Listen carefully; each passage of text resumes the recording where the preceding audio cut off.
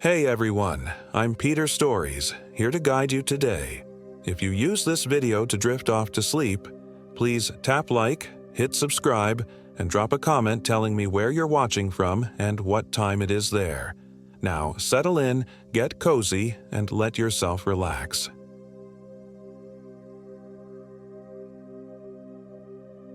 My name is Michael Williams, and I am 34 years old. This happened in the dense forests of Big Thicket National Preserve in East Texas, where the pines grow so tall they seem to scrape the sky, and the undergrowth is so thick you can barely see 10 feet ahead of you. My girlfriend Stephanie Nguyen and I had been dating for almost 2 years, and we decided to take a week-long hiking trip to celebrate our anniversary. We both loved the outdoors, though neither of us had ever tackled anything quite so ambitious before. The preserve has a reputation among locals. Stay on the marked trails, the elderly gas station attendant warned us when we stopped for supplies in the nearby town of Kunci. His roomy eyes narrowed as he handed me my change. People go missing in those woods. Sometimes they come back different. I laughed it off, but Stephanie gave me a nervous glance. She'd always been more sensitive to these things than I was. As a high school biology teacher, I prided myself on being rational, scientific. Folk tales and superstitions were interesting anthropologically, but nothing to take seriously. "We'll be careful," I promised, pocketing the change. "We've got GPS, satellite phone, the works." The old man shook his head slowly. "Technology has a way of failing out there. The trees, they don't like it." Stephanie squeezed my hand as we walked back to the car, her olive skin paler than usual. "Maybe we should pick somewhere else," she suggested. "Enchanted Rock, maybe? Or Palo Duro Canyon." "It's just local color," I assured her, kissing her forehead. "They tell tourists these stories in every small town in America. Besides, we've been planning this trip for months." She nodded reluctantly, and I could feel her tension beginning to ease. By the time we reached the trailhead parking lot, she was her usual enthusiastic self, taking photos of everything and pointing out interesting plants. That was one of the things I loved most about her genuine wonder at the natural world. The first 2 days were idyllic. We hiked along the well-maintained trails, set up camp in designated areas, and fell asleep to the gentle chorus of cicadas and frogs. On the third day, we decided to venture deeper into the preserve, following a trail that our map showed would lead to an isolated lake few tourists ever visited. The trail gradually became less defined as we progressed, sometimes disappearing altogether beneath thick carpets of pine needles. I checked our GPS frequently, reassuring Stephanie that we were still on course. The trees grew denser, the light dimmer as the forest canopy thickened overhead.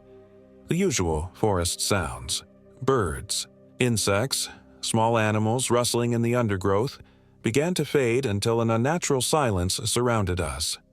"Michael," Stephanie whispered, clutching my arm, "I don't like this. It's too quiet." I stopped walking, listening. She was right. The silence was absolute, oppressive, as if the forest itself was holding its breath. Even the wind had died down, leaving the air stagnant and heavy with the scent of decay. "Let's just push on a little further," I said, checking the GPS again. "The lake should be about half a mile ahead. We can set up camp there for the night and head back tomorrow if you want." She nodded reluctantly, and we continued forward. After about 15 minutes of hiking, I checked the GPS again and frowned. According to the device, we'd been walking in circles despite maintaining a straight path. "That can't be right," I muttered, tapping the screen. The display flickered, then went dark.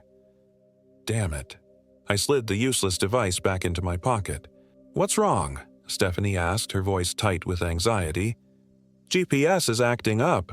No big deal. We have the compass and map." I pulled them out, trying to orient ourselves. The compass needle spun wildly, never settling on a direction. A cold knot formed in my stomach, but I forced a smile. "Looks like we're dealing with some magnetic anomaly in the area. Pretty common in some regions." Stephanie's eyes widened. "The old man at the gas station. This has nothing to do with that," I said firmly, It's just geology. Iron deposits in the ground can mess with compasses. Then how do we find our way? I glanced at the fading light filtering through the trees. We should set up camp for the night. In the morning, we can follow our tracks back the way we came. We found a small clearing and began setting up our tent. As I hammered in the stakes, I noticed something odd about the ground. The soil was unusually dark, almost black, and had a slightly greasy texture. It stained my hands, and no amount of rubbing with leaves would completely remove it. As darkness fell, I tried to start a fire, but the wood wouldn't catch despite being dry. After several failed attempts, I finally got a small flame going, but instead of the warm orange glow of a normal campfire, these flames burned with a sickly, bluish tinge. "Michael." Stephanie's voice wavered as she stared at the unnatural fire. "It's just the minerals in the wood," I explained, though I wasn't sure I believed it myself. "Different chemicals can change the color of flames." We ate a cold dinner, neither of us wanting to cook over the strange fire, and crawled into our tent earlier than usual. I wrapped my arms around Stephanie, feeling her tremble slightly against me. "Everything will look better in the morning," I promised, kissing her hair. "We'll be laughing about this when we get back home." She nodded against my chest, and eventually her breathing slowed as she drifted into sleep. I lay awake much longer, listening to the unnatural silence of the forest. No crickets, no owls, nothing. Just silence. And occasionally, what sounded like whispers just at the edge of hearing. Too faint to make out words, but distinctly human-like. I must have fallen asleep eventually because I jolted awake to Stephanie shaking my shoulder frantically. "Michael! Michael, wake up!" I sat up groggily. "What is it? What's wrong?" "Listen," she hissed. I strained my ears and heard it. Footsteps, slow and deliberate, circling our tent. Heavy footfalls that couldn't belong to any small forest animal. They paused directly outside the thin fabric wall beside us. I held my breath, feeling Stephanie's fingers dig painfully into my arm. Then came a sound that turned my blood to ice. A low, wet sniffing, like an animal scenting prey. But it was too high off the ground to be a wild pig or even a bear. Whatever was out there was tall, standing upright. I reached for my flashlight, but Stephanie grabbed my wrist, shaking her head frantically. Her eyes, wide with terror in the dim, pre-dawn light, pleaded with me to stay silent, motionless. The sniffing continued for what felt like an eternity, then slowly moved around the tent again, completing a full circle before fading into the distance. We didn't speak, barely breathed, for at least half an hour after the sounds disappeared. "What was that?" Stephanie finally whispered, her voice barely audible. "Probably a bear," I said, not believing it for a second. Bears didn't move like that, didn't sniff like that. But I couldn't think of any other explanation that wouldn't terrify her further. When dawn finally broke, we emerged cautiously from the tent. The strange blue fire had died during the night, leaving only cold ashes. I examined the ground around our campsite, looking for tracks, but found nothing. No footprints, no disturbed vegetation, nothing to indicate anything had circled our tent. "We need to get out of here," Stephanie said, already packing her things. Her hands shook so badly she dropped her water bottle twice. I didn't argue. We packed up camp in record time and tried to find our trail from the previous day. But overnight, something impossible had happened. Our tracks, which should have been clearly visible in the soft forest floor, had vanished. It was as if we had been dropped into this clearing from the sky. "This can't be happening," I muttered, turning in a slow circle. Every direction looked identical. The same dense trees, the same thick undergrowth, the same dim green light filtering through the canopy. "We should try calling for help," Stephanie suggested, pulling out her satellite phone. She frowned at the screen. "That's weird. It was fully charged last night." The device was dead. I checked my own phone and found it in the same state. All of our electronic equipment, phones, GPS, even my digital watch, had mysteriously died overnight. "Okay," I said, fighting to keep my voice steady. We don't need technology. People have been navigating woods for thousands of years without GPS. The sun rises in the east and sets in the west. We know the parking lot is roughly northeast of where we started, so if we keep the morning sun on our right shoulder, we should be heading in generally the right direction. Stephanie nodded, clinging to this plan like a lifeline. We picked a direction and started walking. Hours passed as we trudged through the increasingly hostile terrain. The undergrowth seemed to grab at our ankles, thorny vines appearing out of nowhere to scratch our exposed skin. What little trail we found kept disappearing or splitting into multiple identical paths. The trees began to look strange, twisted into unnatural shapes, with bark that occasionally seemed to pulse like breathing skin when viewed from the corner of the eye. "Michael," Stephanie said suddenly, stopping in her tracks, "look at this." She was pointing at a tree ahead of us. Carved into its trunk was a crude symbol, a circle with an X through it. The edges of the carving were wet, oozing clear sap that looked uncomfortably like tears. "Someone else is out here," I said, a chill running down my spine despite the humid heat. "The carving looks fresh," Stephanie whispered. We continued forward more cautiously and soon found another tree with the same symbol, then another and another, forming a trail of marked trees. "Should we follow them?" Stephanie asked. I hesitated. Every instinct told me to run in the opposite direction, but we had no better option for finding our way out. "Yes, but carefully. If we see anyone or anything suspicious, we hide immediately." The trail of marked trees led us deeper into the forest, to areas where the trees grew so close together that we had to turn sideways to squeeze between them. The ground became increasingly soggy, transitioning from forest floor to swampy terrain. The smell changed too, the earthy scent of pine and soil giving way to the sulfurous stench of stagnant water and rotting vegetation. As the day wore on, the quality of light changed. Though it was only mid-afternoon, darkness seemed to be falling rapidly. But it wasn't normal darkness, more like the light was being actively drained from our surroundings, leaving behind a gray, shadowy world. "We need to find a place to camp soon," I said, eyeing the darkening sky with concern. "We don't want to be stumbling around here at night." Just as I spoke, we emerged into a small clearing dominated by an enormous pine tree. Unlike the surrounding trees, which were merely tall, this one was massive.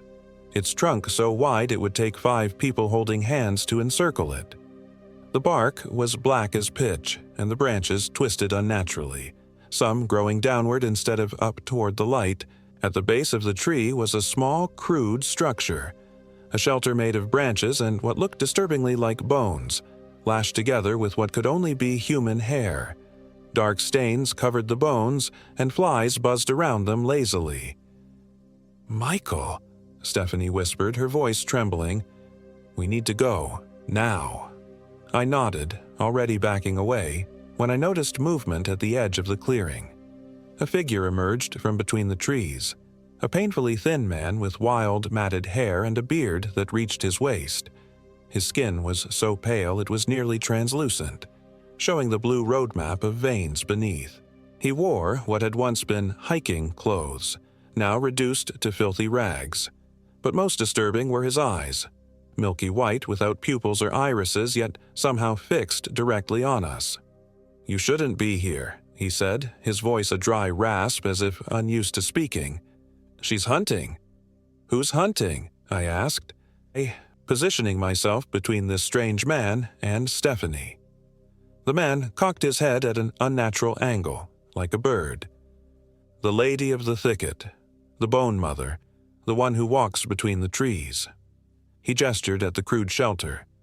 "I am Abel. I have been here a long time." "Abel," I said slowly, "we're lost. We're trying to find our way back to the trailhead, to our car." He laughed, a terrible sound like branches breaking. "There is no way back. Not anymore. She doesn't let anyone leave once she's marked them." "Marked?" Stephanie asked. Abel pointed at our hands. I looked down and saw with horror that the strange black soil from last night had stained our skin in a pattern, the same circle with an X that had been carved into the trees. "How long have you been out here?" I asked Abel. He shrugged his bony shoulders. "Time doesn't work right here. Days, weeks, years. They blur. I came with friends originally, a camping trip." His blank eyes seemed to look through us. "They're still here, in a way. Parts of them. She keeps pieces." My stomach churned. Who is she? What does she want? Companionship, worship, sacrifice, different things on different days. Abel shuffled toward his shelter. "Night comes. You should hide. She hunts most at night, especially when there's no moon." I glanced at the sky. He was right. Not only was it growing darker by the minute, but there would be no moonlight tonight. "You can stay in my camp," Abel offered, gesturing to his macabre shelter. "She doesn't come here. I've made arrangements with her." Stephanie clutched my arm, shaking her head frantically.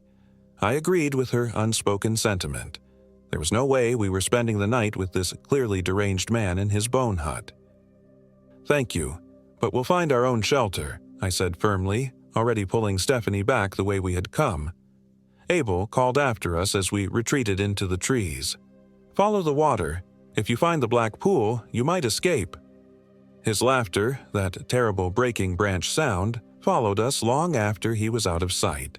We half ran, half stumbled through the darkening forest, putting as much distance between ourselves and Abel's clearing as possible. When we couldn't run anymore, we collapsed against the trunk of a large oak tree, both of us gasping for breath. "He was insane," Stephanie panted. "Living out here alone. It drove him mad." I nodded, trying to convince myself she was right. But a nagging voice in the back of my mind kept pointing out all the inexplicable things we'd already encountered. The GPS malfunction, the compass going haywire, our vanished tracks, the strange blue fire, the stains on our hands that looked exactly like the symbols on the trees. "Let's set up camp here," I suggested, looking around the small space between the massive oak's roots. "It's defensible, at least." Setting up the tent proved impossible. The ground was too hard for our stakes, so we created a makeshift shelter using our tarp and some fallen branches. As full darkness descended, we huddled together beneath it, not daring to light a fire that might attract attention. We ate energy bars in silence, both jumping at every small sound from the forest. After we finished eating, Stephanie took my hand, tracing the strange symbol on my palm. "What if he was telling the truth?" she whispered. "What if something is hunting us?" "Then we'll deal with it," I said with more confidence than I felt. "We'll take turns keeping watch tonight, and tomorrow we'll follow the sun east until we hit a road or a trail." Stephanie tried to smile, but it came out as more of a grimace. "I'm scared." "Michael!" I pulled her close, kissing her forehead. "I know, I am too. But we'll get through this together, I promise." I took the first watch, sitting at the entrance to our shelter with my hunting knife in hand. The darkness in these woods was unlike anything I'd ever experienced. A thick, almost tangible blackness that seemed to press against my eyes. The silence was just as oppressive, broken only by the occasional distant sound that could have been a branch falling, or footsteps. After what my watch indicated was 2 hours, I gently shook Stephanie awake for her shift. She sat up immediately, fully alert, her eyes wide in the darkness. "Anything?" she whispered. I shook my head. "All quiet. Wake me if you hear anything at all, okay?" She nodded, taking the knife from me. As I stretched out on my sleeping bag, exhaustion hit me like a wave.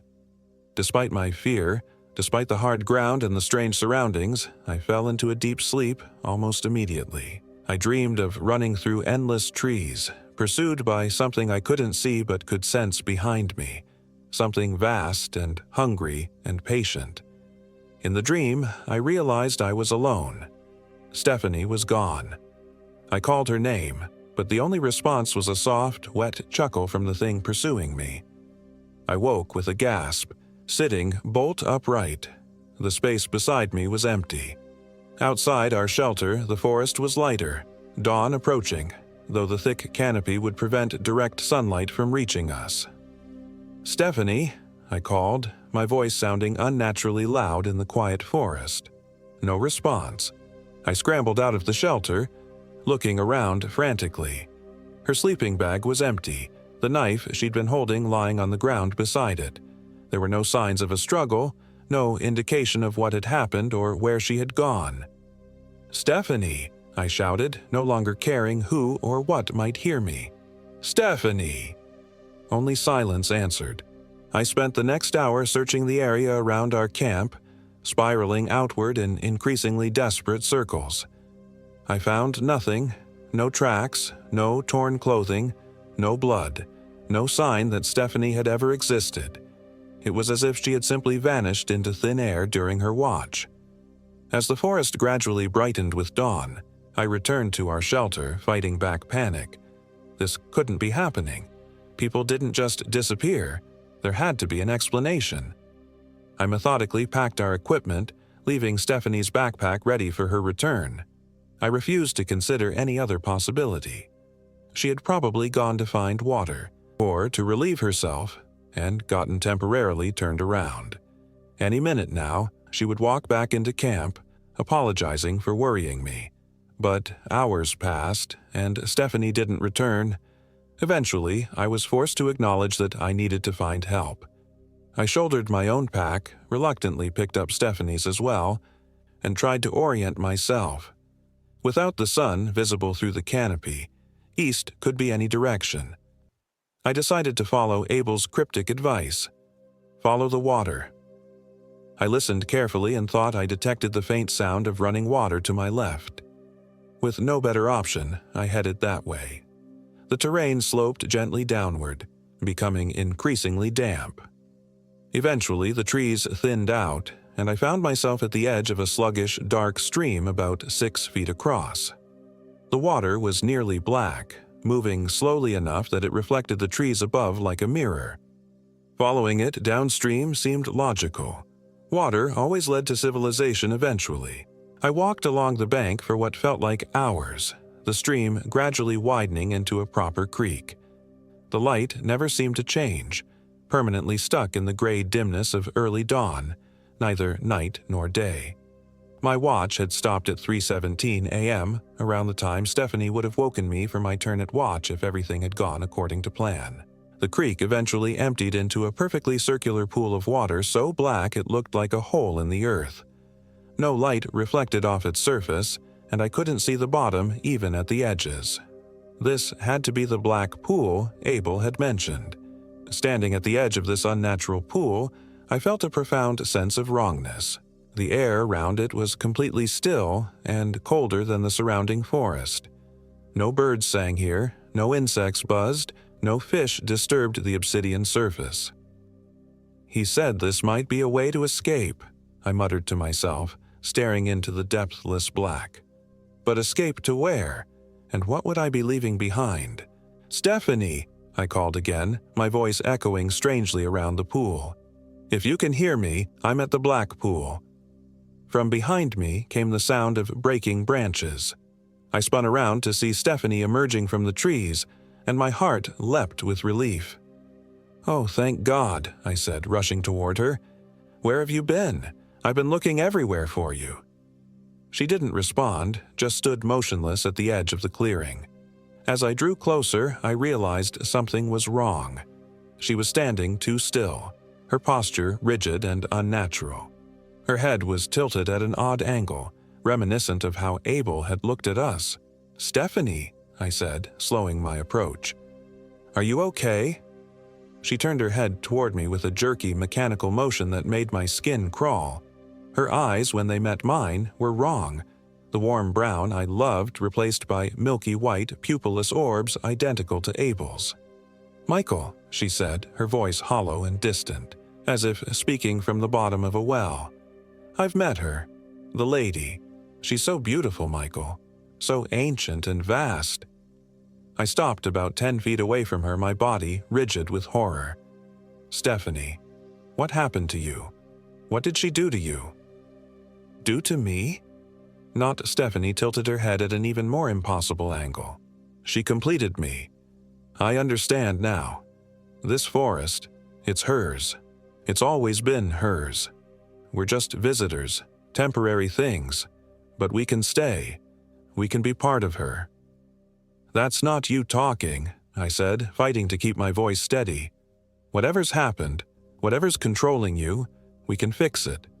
Come with me. The black pool, Abel said it might be a way out.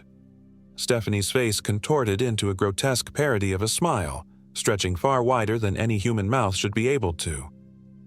Abel, poor Abel. He's been here so long he's forgotten what he is. She took a jerky step toward me. He's not a survivor. Michael. He's her servant, her lure. Cold realization washed over me. He led us to her. Yes, not Stephanie agreed, taking another unnatural step forward. And now I'll do the same, because she's hungry, Michael. She's always hungry. With that, Stephanie's body began to change. Her limbs elongated, joints bending in impossible directions. Her neck stretched, head swiveling completely around once before settling backward on her shoulders.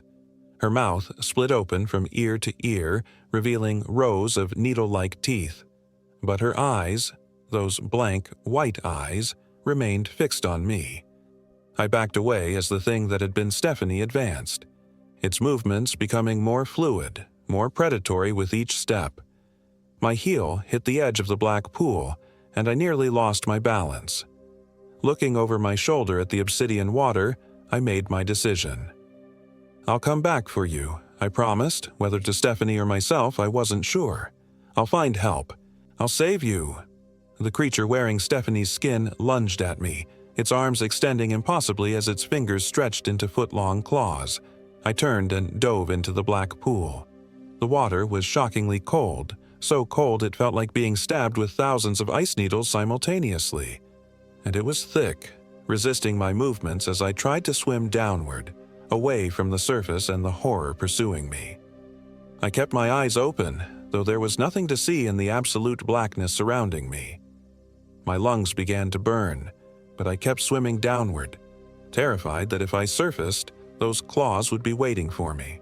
Just as my body screamed for air, when I knew I couldn't hold my breath a second longer, my hand touched something solid beneath me. Not the bottom of the pool, but what felt like a door handle. With the last of my strength, I turned it and pushed. The resistance of the thick water suddenly vanished, and I fell forward onto hard ground, gasping and coughing. I was lying on damp concrete in near darkness. As my eyes adjusted, I realized I was in a concrete culvert, a large drainage pipe. Behind me was a solid wall, no sign of any door or pool. Ahead, maybe 30 feet away, I could see daylight. Shaking uncontrollably, partly from cold and partly from shock, I crawled toward the light. I emerged from the culvert into bright sunshine on the edge of a highway. A sign nearby read, Kunze, 5 miles. I collapsed on the grassy embankment, unable to process what had happened. My clothes were completely dry. My watch was working again, showing that less than 12 hours had passed since Stephanie and I had first entered the preserve. Stephanie. The thought of her, or what she had become, jolted me back to my feet. I needed to get help. A passing trucker stopped for me, concerned by my wild appearance and obvious distress. He drove me to the Kunze Sheriff's Station, where I told my story again and again, first to deputies, then to the sheriff himself, then to park rangers. They organized search parties. They brought in dogs. They combed the Big Thicket National Preserve for days, focusing on the areas I tried to describe. They found nothing. No campsite, no strange clearing with a massive black tree, no circular pool, and no trace of Stephanie Nguyen. After a week, the search was scaled back. The prevailing theory became that I had suffered some kind of mental break after Stephanie and I had become separated in the woods. When no body was found, they suggested she might have left me, hitchhiked back to Houston without telling anyone. But I know what I saw. I know what happened in those woods. Sometimes, late at night, I can still hear whispers at the edge of my hearing. I've developed a strange aversion to mirrors, afraid of what I might see looking back at me. My dreams are filled with trees that move when I'm not looking, and a tall figure with antlers who wears Stephanie's face as a mask. I still go back to the preserve every few months, searching for that culvert, for the black pool, for any way back to where Stephanie is trapped. The park rangers know me by name now, that poor delusional man, still looking for his girlfriend years after she left him. But I'll never stop looking, because sometimes, when I'm deep in the woods, I hear Stephanie's voice calling my name. And sometimes, out of the corner of my eye, I catch glimpses of a pale, thin man with a long beard watching me from between the trees, smiling with too many teeth. My name is Michael Williams, and this is my warning. Stay on the marked trails in Big Thicket. The lady of the forest is always hungry, and she's patient beyond human understanding. She has all the time in the world to wait for you to wander just a little too far from safety, to follow the wrong path, to trust the wrong guide. And if you're ever hiking and come across a man who looks like me, with wild eyes, who warns you about a woman named Stephanie with white eyes and a too wide smile, run. Run as fast and as far as you can, because it means I failed and I've become another one of her lures, another Abel, another trap to bring her fresh meat. The trees are listening. They've always been listening, and they're never, ever alone.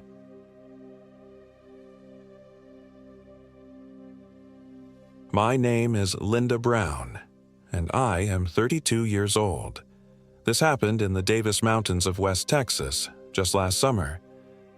It's just 3 days, I told myself as I adjusted the straps on my backpack, the weight settling uncomfortably against my shoulders. 3 days to clear your head. The divorce had been finalized 2 weeks ago.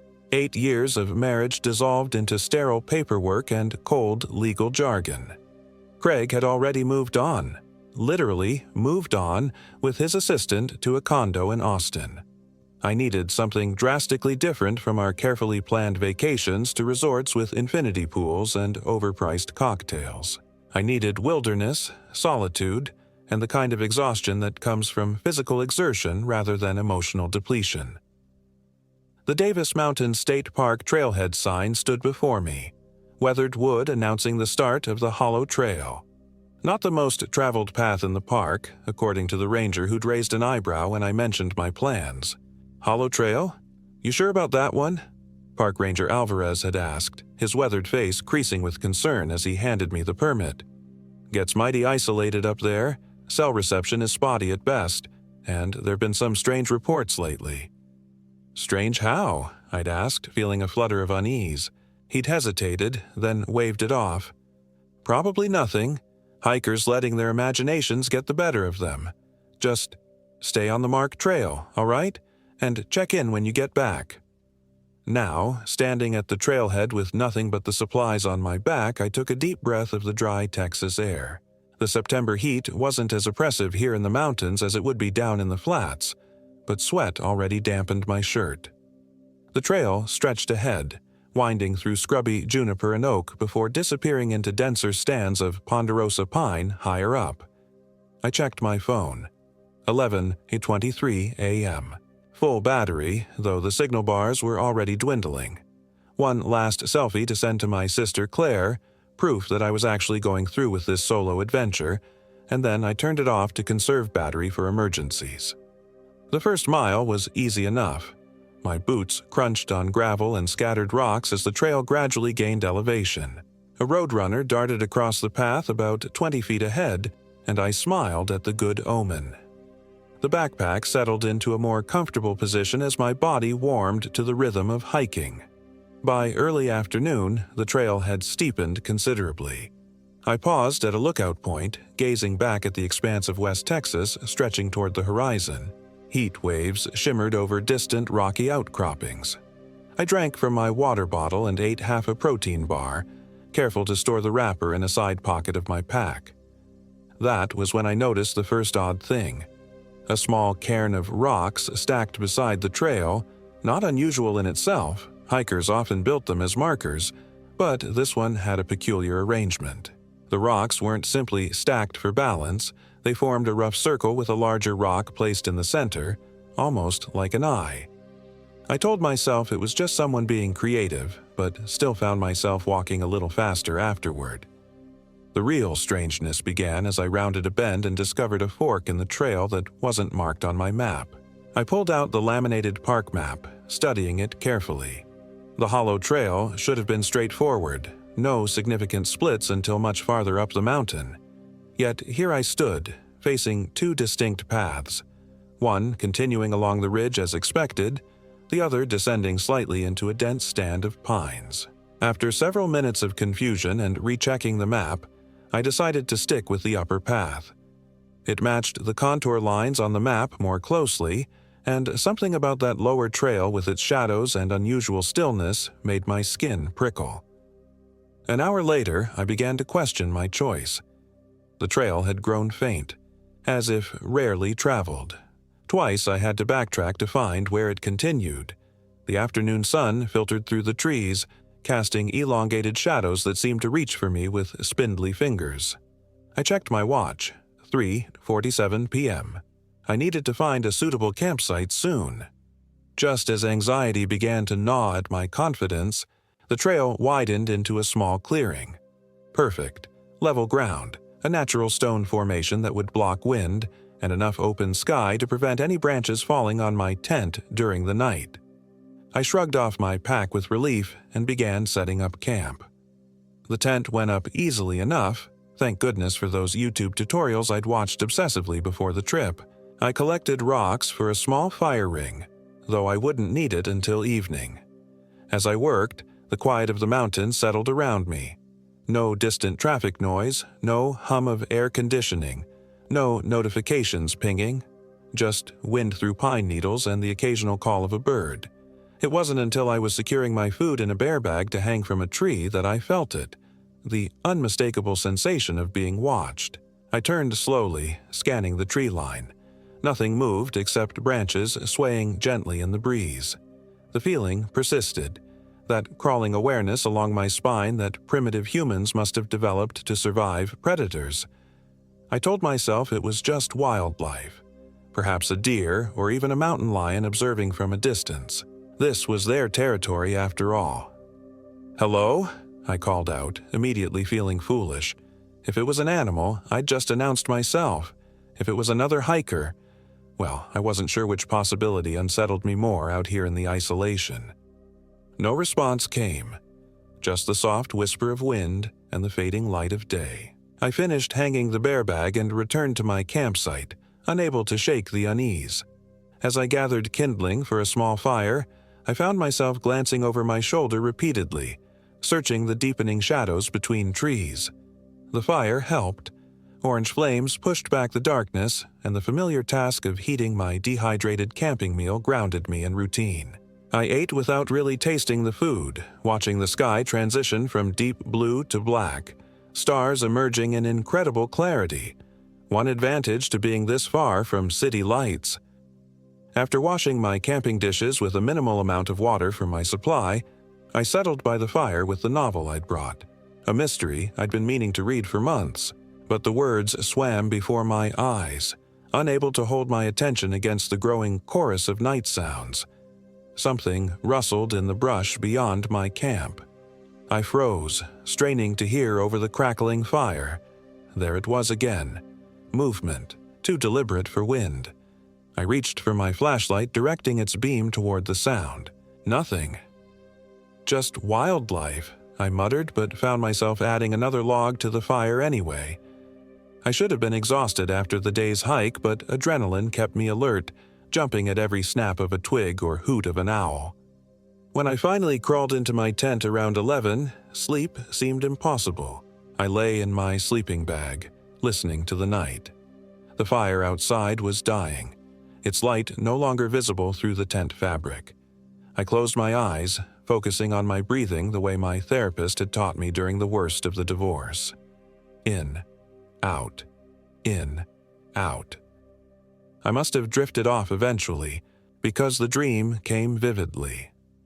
I was walking through the forest, but the trees had eyes, literal eyes embedded in their trunks, following my movement.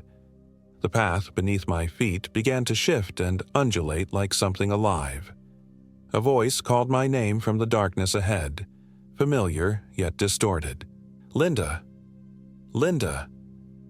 I wanted to turn back, but my feet kept moving forward as if pulled by invisible strings. The voice grew louder, and I recognized it with a jolt of horror. Craig. But not Craig as I'd known him.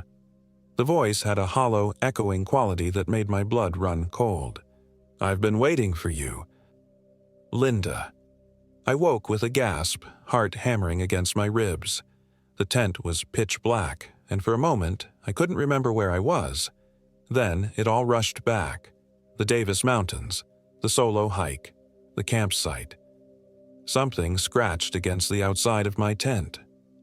I lay perfectly still, not even daring to breathe. The sound came again, a slow, deliberate dragging against the nylon fabric.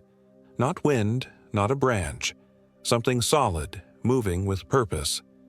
Trembling, I reached for my flashlight, knocking over my water bottle in the process. The scratching stopped immediately. "Hello?" My voice emerged as barely a whisper.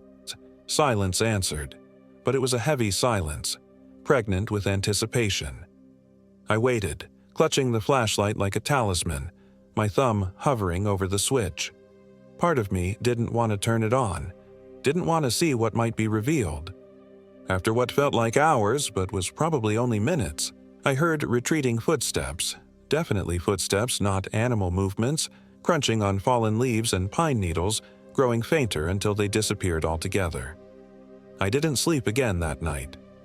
I sat upright in my sleeping bag, flashlight on, knife from my cooking kit in hand. Every sound from the forest seemed magnified. Every rustle, crack, and distant cry penetrating the thin barrier of my tent with menacing clarity. When the first gray light of dawn finally seeped through the tent fabric, I nearly wept with relief. I emerged cautiously, half expecting to find someone, or something, waiting for me. The campsite looked undisturbed. My bear bag still hung from its branch. The fire had burned down to cold ash. Morning dew sparkled on surrounding vegetation, beautiful and innocent in the new day's light. But then I saw them. Footprints in the soft earth around my tent. Human footprints, from boots larger than my own. They circled the entire perimeter of my tent before leading away into the trees. My hands shook as I packed up camp in record time.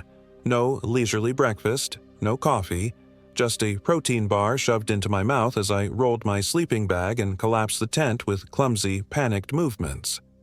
The rational part of my brain offered explanations. Another hiker who got lost, perhaps. Someone checking if I was okay but not wanting to disturb me. But why not announce themselves? Why the deliberate circling of my tent? And why the scratching? I shouldered my pack and consulted my map with trembling hands. I had planned to go deeper into the mountains today, to a small lake another 4 miles up the trail. Now, all I wanted was to return to civilization, to other people, to safety. But as I tried to orient myself, confusion set in. The landscape didn't match my map. The distinctive rock formation that had sheltered my campsite wasn't represented on the topographical lines. Had I veered off course yesterday without realizing?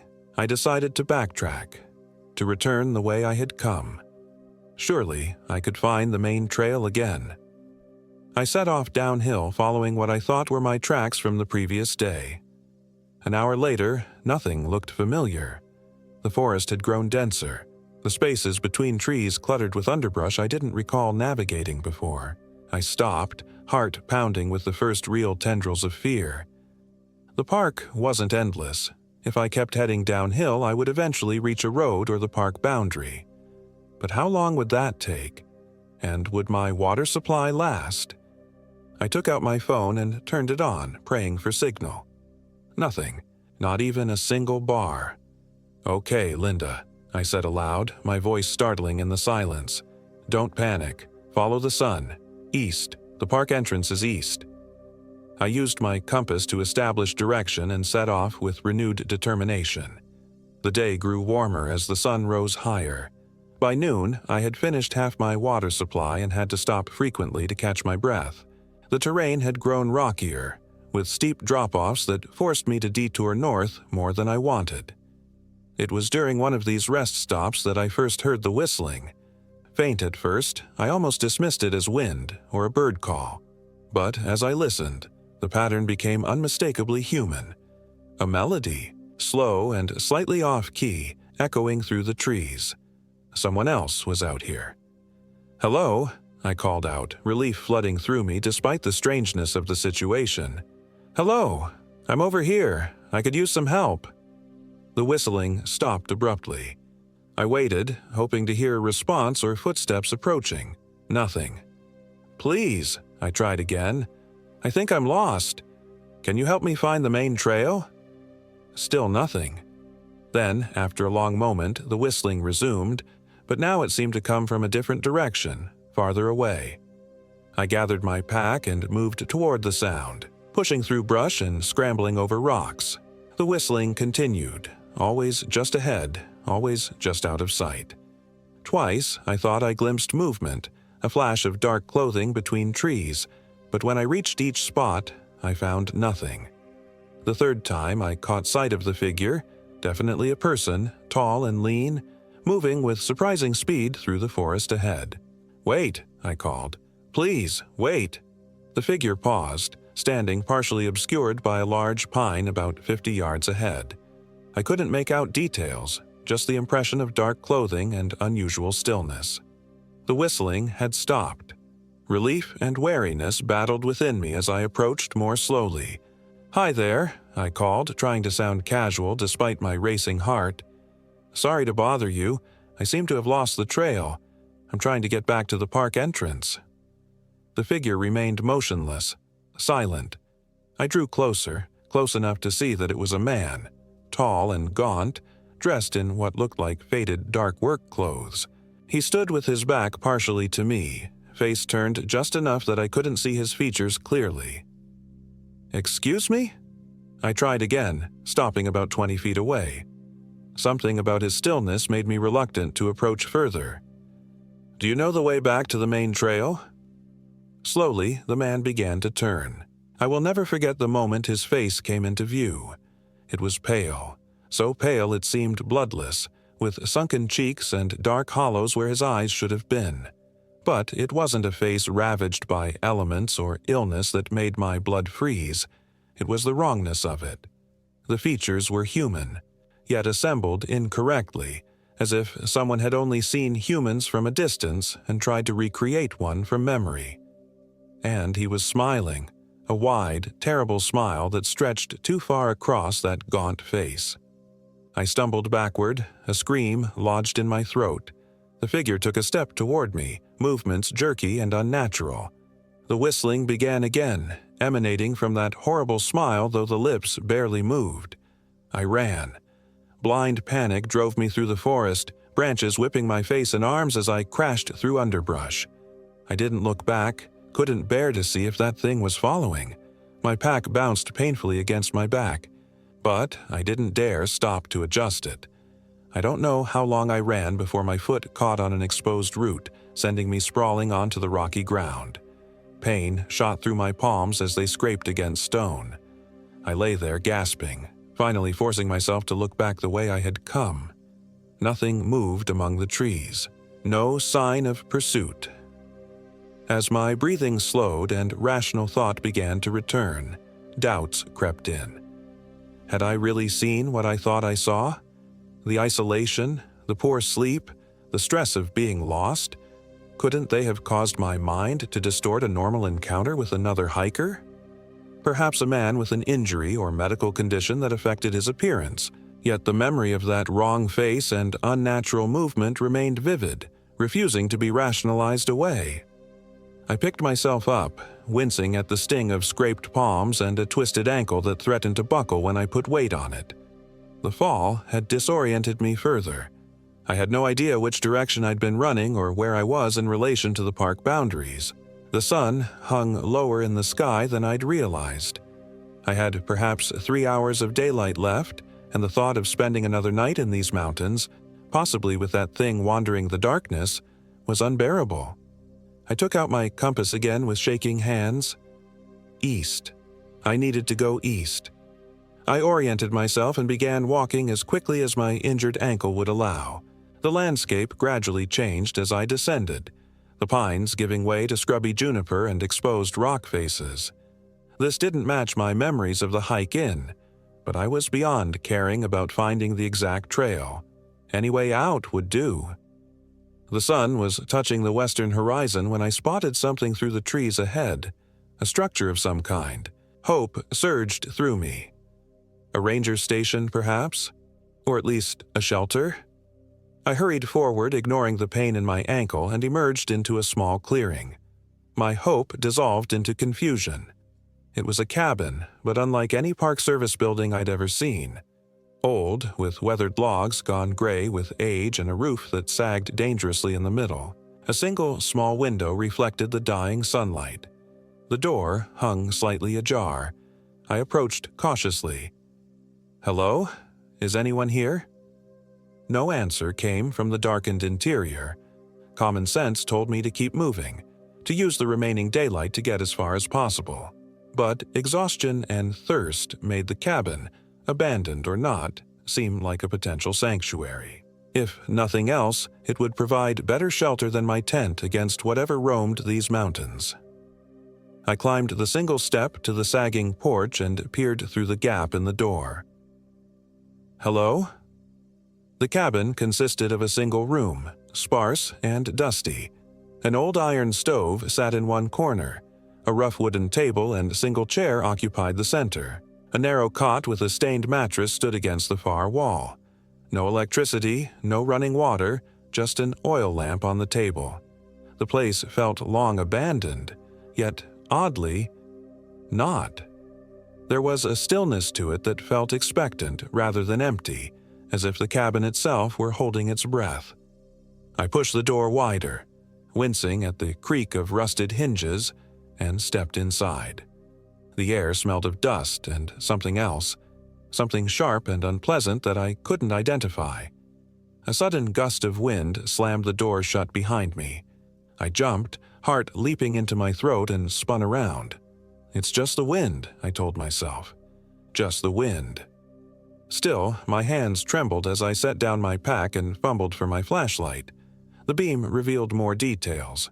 Shelves with a few canned goods coated in dust, a rusty pan hanging from a nail, a stack of yellowed newspapers in the corner. I moved closer to examine the dates. The most recent was from 1983. On the table beside the oil lamp lay a leather-bound book.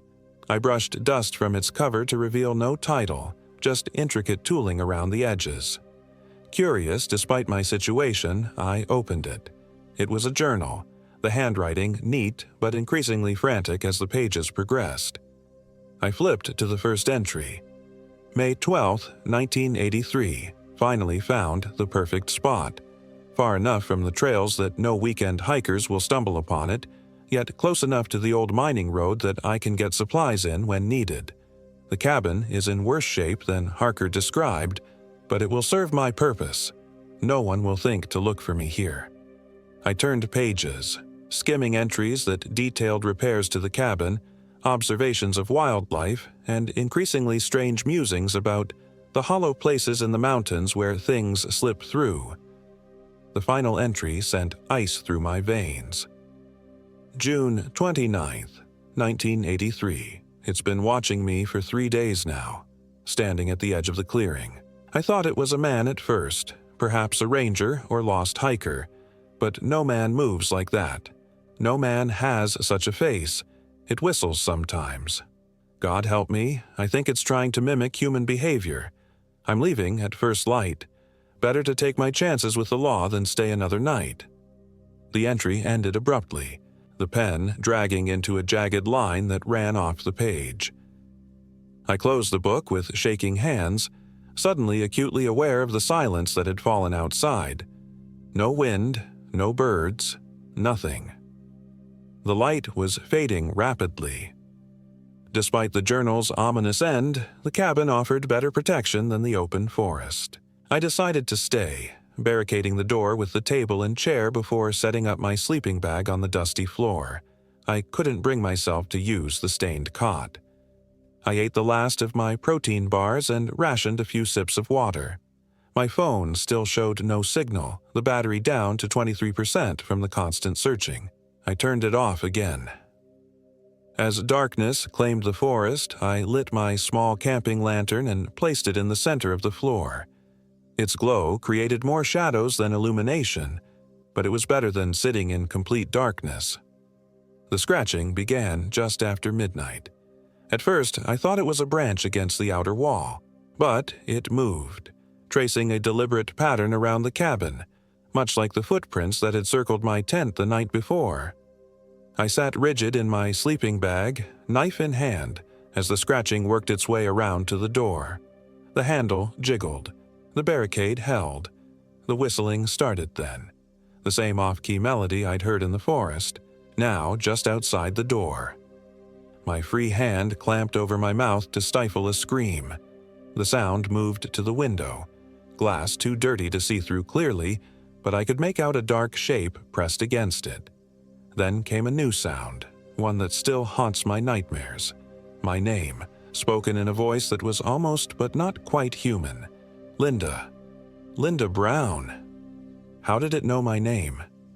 The shape at the window shifted, and for a terrible moment I thought the glass might break. Instead, the figure moved away, the whistling fading into the distance. I didn't sleep. I couldn't. I sat with my back against the wall opposite the door, knife clutched in white-knuckled fingers, jumping at every creak and groan of the old cabin. Dawn came with agonizing slowness, gray light seeping through the filthy window. I waited another hour to be sure, then cautiously moved the barricade and peered outside. The clearing was empty, peaceful in the morning light, but scratches marked the door and outer walls, long, deep gouges in the weathered wood that hadn't been there the day before. I packed quickly, desperate to be away from the cabin. As I shouldered my pack, something on the table caught my eye. The journal lay open, though I was certain I had closed it. It was open to a page I hadn't seen before, with a crude map drawn in faded ink. It showed the cabin, a winding path, and what appeared to be a road marked Old Mining Route. If the drawing was accurate, I was perhaps 2 miles from a road that might lead back to civilization. I snatched up the journal and hurried outside, following the map's directions eastward through a narrow valley. The morning was unnaturally quiet. No birdsong, no rustling of small animals in the underbrush, just the sound of my own labored breathing and footsteps. The path was faint but discernible, clearly not maintained but used enough to remain visible. It wound between rock formations and stands of juniper, gradually descending toward what I hoped was the marked road. An hour into my journey, I heard it again, that distinctive off-key whistling, somewhere behind me. I quickened my pace, ignoring the pain in my ankle and the burning in my lungs. The path grew steeper, more treacherous with loose stones that threatened to roll under my boots with each step. I didn't dare look back. The whistling grew louder, closer. I abandoned caution and broke into a stumbling run, gasping as sharp stones cut through my pants and into my knees when I fell, immediately scrambling back to my feet. Around a bend in the path, I saw it. A dirt road cutting through the landscape below. Salvation. I pushed myself harder, half running, half sliding down the final slope. The whistling stopped abruptly. Despite every instinct screaming not to, I turned to look behind me. It stood at the top of the rise I had just descended. That tall, wrong figure with its too pale skin and terrible smile. But now I could see its eyes. Or rather, the empty sockets where eyes should have been, dark hollows that somehow still conveyed a terrible hunger. It raised one unnaturally long arm and pointed directly at me. With a sob of terror, I turned and ran for the road, no longer feeling the pain in my body, driven purely by primal fear. I reached the dirt road and turned left, hoping it would lead to the main park road. My lungs burned, my vision blurred with tears and sweat. I risked another glance behind me. The thing was gone from the hillside. I slowed just enough to catch my breath, hope flaring that perhaps I had escaped, that perhaps it couldn't, follow me onto the road. Then I saw it ahead of me, standing in the middle of the dirt road perhaps 100 yards away. I froze, trapped. It had somehow circled around, cut me off. The realization that it had been toying with me, that it could have caught me at any time, sent a wave of cold despair through my body. The figure began to move forward with that jerky, unnatural gait, still whistling that terrible tune. A sound behind me made me jump. An engine. I turned to see a pickup truck approaching, dust billowing behind it. I ran into the middle of the road, waving my arms frantically. "Help! Stop! Please!" The truck slowed, an older man with a weathered face peering at me with concern through the open window. "You all right, miss? You're bleeding." I glanced down to see my pants torn at the knees, blood seeping through the fabric. "Please," I gasped. "I need help. Something's after me." I turned to point, but the road ahead was empty. The figure had vanished. The man, Tom Harker, he later introduced himself, was kind enough not to comment on my wild appearance or wilder story as he drove me back to the park headquarters. He worked for the Forestry Service, he explained, checking on reports of illegal campsites. "You're lucky I found you," he said. "Not many folks use that old mining road anymore. It doesn't even appear on most maps." At park headquarters, Ranger Alvarez was visibly relieved to see me, having already prepared to organize a search when I hadn't checked in. I told them a sanitized version of events, that I'd gotten lost, fallen, spent a night in an abandoned cabin before finding my way to the road. I said nothing about the figure with the wrong face, the whistling, or the journal. I'm not sure why. Perhaps because I knew how it would sound, or perhaps because some instinct told me it wasn't finished with me yet.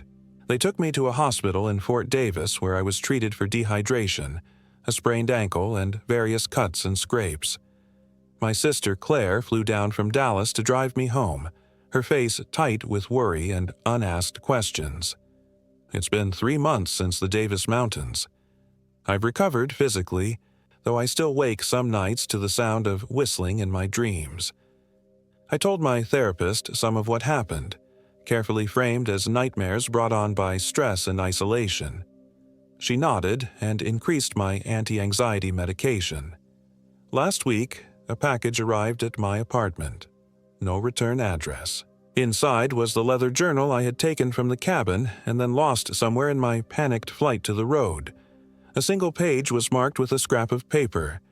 The final entry I had read, about the watching figure, had been annotated in fresh ink. It found me, as it will find you, Linda Brown. We see you through the hollow places. I've moved since then, changed my phone number, deleted my social media, but sometimes in the quiet hours before dawn, I hear whistling outside my window, a slow, off-key melody that makes my blood run cold. And I know it's only a matter of time before I see that wrong face smiling at me again.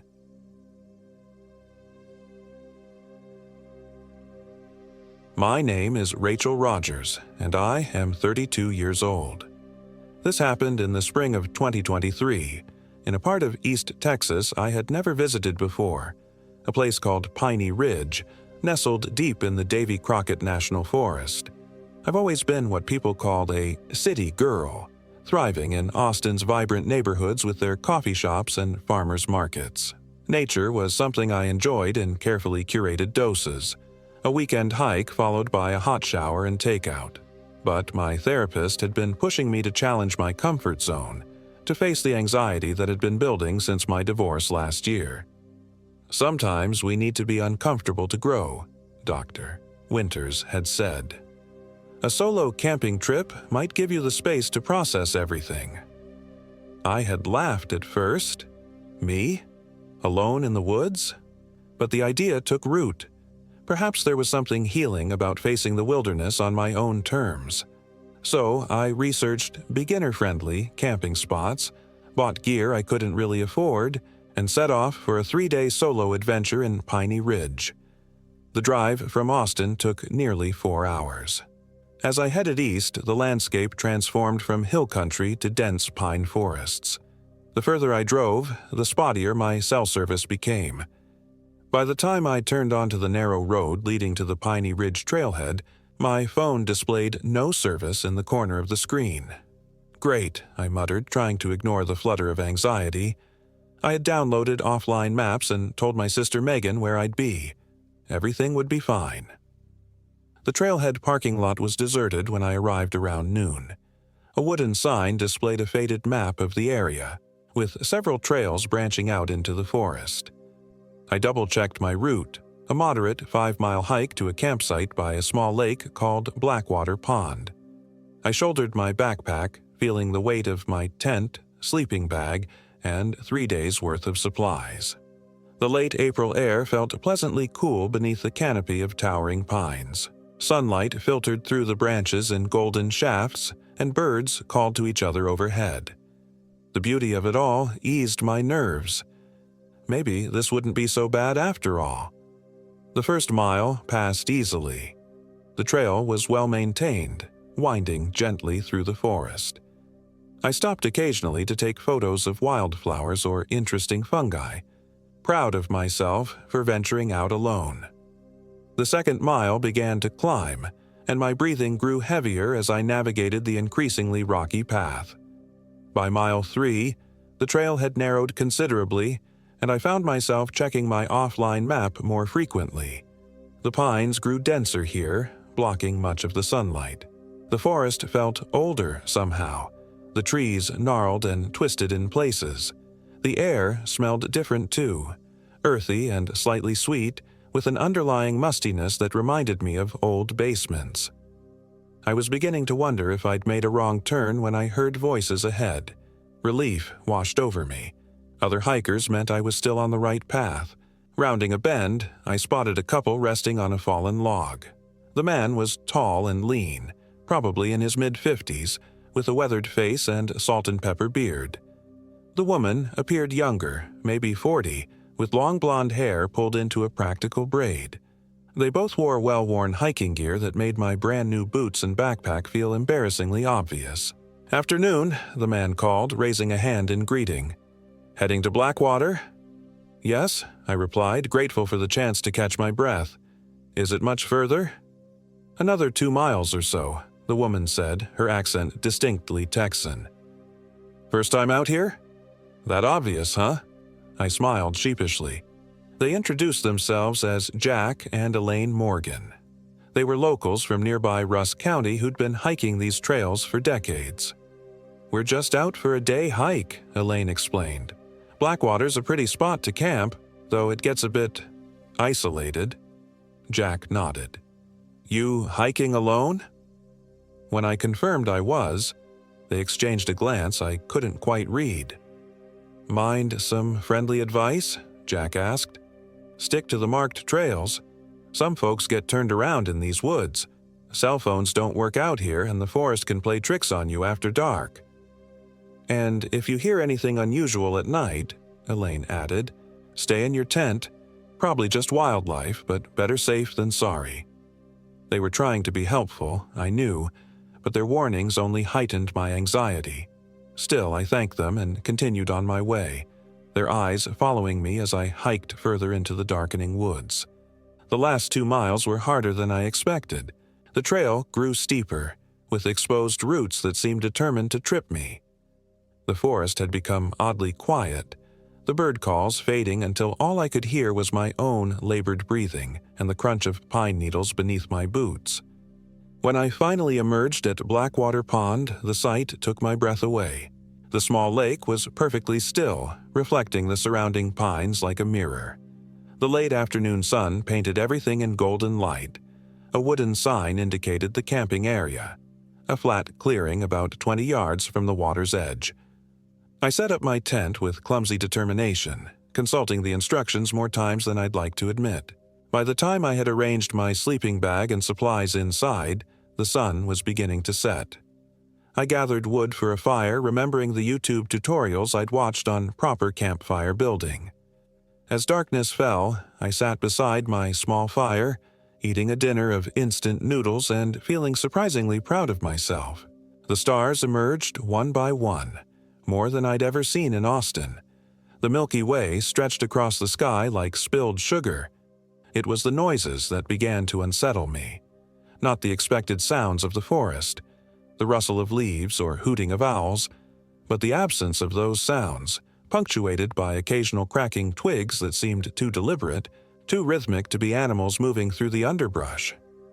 I told myself it was normal to feel on edge. I was alone in an unfamiliar place.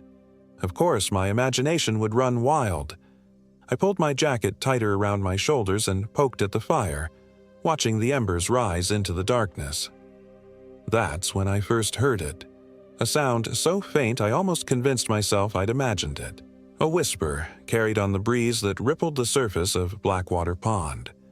I couldn't make out words, just the cadence of speech, like someone murmuring just beyond the circle of my firelight. "Hello?" I called, immediately regretting it. If someone was out there, did I really want them to answer? Only silence responded, but when I turned back to my fire, I could have sworn the flames flickered in a pattern, almost like they were spelling something out before returning to their normal dance. I decided it was time for bed.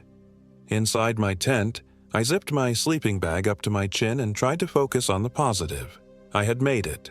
I was camping alone in the woods. Dr. Winters would be proud. Sleep came eventually, but it wasn't restful. My dreams were fragmented, filled with running and whispers and the sensation of being watched. I woke several times, my heart racing, convinced I'd heard someone call my name. Each time, the forest outside my tent was silent, save for the gentle lapping of water against the shore. Morning brought clarity and relief. Sunlight filtered through the blue fabric of my tent, and birds sang cheerfully outside. I felt foolish for my midnight fears. After a breakfast of instant oatmeal and coffee, I decided to explore the area around Blackwater Pond. The day was perfect for hiking, cool and clear, with a gentle breeze that carried the scent of pine and wildflowers. I found a trail that circled the pond and followed it, taking photos of interesting plants and tiny red salamanders that darted across the path. About halfway around, I discovered an old wooden dock extending into the water. It looked solid enough, so I ventured out, sitting cross-legged at the end to dangle my fingers in the pond. The water was surprisingly cold and darker than it had appeared from shore. I couldn't see more than a few inches below the surface. As I stared into the depths, a reflection appeared beside my own. A face, pale and gaunt, with hollow eyes that stared directly into mine. I gasped and jerked backward, nearly falling into the water. There was no one there. My heart pounded as I scrambled to my feet. I scanned the shoreline, but I was completely alone. The surface of the pond had already settled, showing only my own frightened reflection. A hallucination from too little sleep, I told myself, or a trick of the light. I hurried back to my campsite anyway, suddenly eager for the security of familiar surroundings. The rest of the day passed uneventfully. I read the novel I'd brought, wrote in my journal, and gathered wood for that evening's fire. I considered packing up and hiking back to my car. I could be back in Austin by nightfall, but stubbornness kept me there. I wouldn't let one strange experience ruin my trip. As twilight approached, I built another fire and prepared dinner. The forest grew quiet again, that same unnatural silence that had disturbed me the previous night. No insects chirping, no rustling of nocturnal animals beginning their nightly routines. Just the crackling of my fire and the soft lapping of water against the shore. That's when I noticed the footprints. They appeared in the soft earth between my tent and the water's edge. Small, barefoot impressions that hadn't been there earlier. They led from the forest, circled my campsite, and disappeared back into the trees. Child-sized footprints. A cold weight settled in my stomach. I was at least 5 miles from the nearest road. What would a child be doing out here alone? And how had they approached without me noticing? "Hello," I called again, louder this time. "Is someone there? Are you lost?" The forest absorbed my words without echo. I grabbed my flashlight and followed the footprints to where they vanished among the pine needles at the forest's edge. The beam of light cut through the gathering darkness, illuminating trunks and undergrowth, but revealing no sign of a child, or anyone else. I retreated to my fire, adding more wood until the flames rose high. The light and heat provided some comfort, but I couldn't shake the feeling of being observed from just beyond the firelight's reach. Night fell completely. The stars appeared again, but they no longer seemed beautiful. Instead, they felt cold and distant, indifferent to whatever might happen beneath their remote light. The whispers came again, more distinct this time. They seemed to emanate from the direction of the pond, rising and falling like waves against the shore. I strained to make out words, but the language, if it was language, remained just beyond comprehension. I considered my options. It was too dark to hike back to the trailhead. My flashlight was good, but not good enough to navigate 5 miles of unfamiliar, rocky trails. I would have to wait until morning. I checked that my tent was securely zipped, placed my small camping knife within easy reach, and tried to focus on the fire rather than the darkness beyond. That's when I saw her. She stood at the edge of the pond, a small figure silhouetted against the moonlit water. A little girl, maybe 7 or 8 years old, wearing what appeared to be a simple white dress. Her hair hung in wet ropes around her face. My breath caught. "Hey there," I called, trying to keep my voice gentle despite my racing heart. "Are you okay? Are you lost?" She didn't respond. She didn't move at all, standing unnaturally still, facing the water rather than me. I grabbed my flashlight. "I'm going to come over, okay? We'll figure this out." As I approached, a beam of light extended before me. I called out reassurances. "It's okay. I'm not going to hurt you. We can find your parents."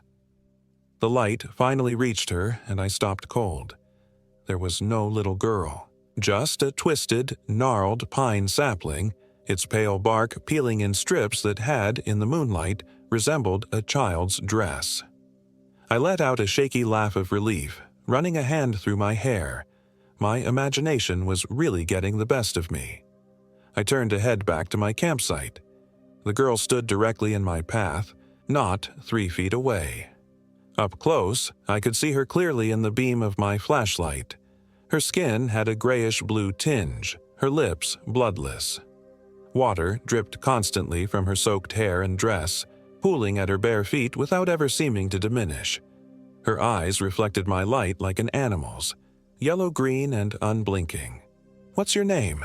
I whispered, though some part of me already knew this was no lost child. She tilted her head, water streaming from her ear. When she spoke, her voice was like pebbles rolling underwater.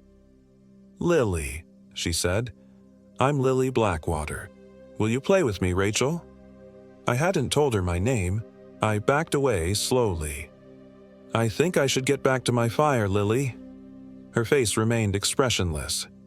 "Everyone says that. They never want to play." "Maybe tomorrow," I said, taking another step back. "It's late now." "It's always late here." Water spilled from her mouth as she spoke. "It's been late for a very long time." I turned and ran, not caring how it might appear to flee from a child. Because this was not a child, could not be a child. My feet pounded against the earth as I raced back to my campsite, not daring to look behind me. The fire had burned low in my absence. I threw on more wood with trembling hands, building it higher than before. When I finally gathered the courage to look back toward the pond, the shoreline was empty. I didn't sleep that night. I kept the fire burning and sat with my back to a large pine tree, knife in one hand, flashlight in the other.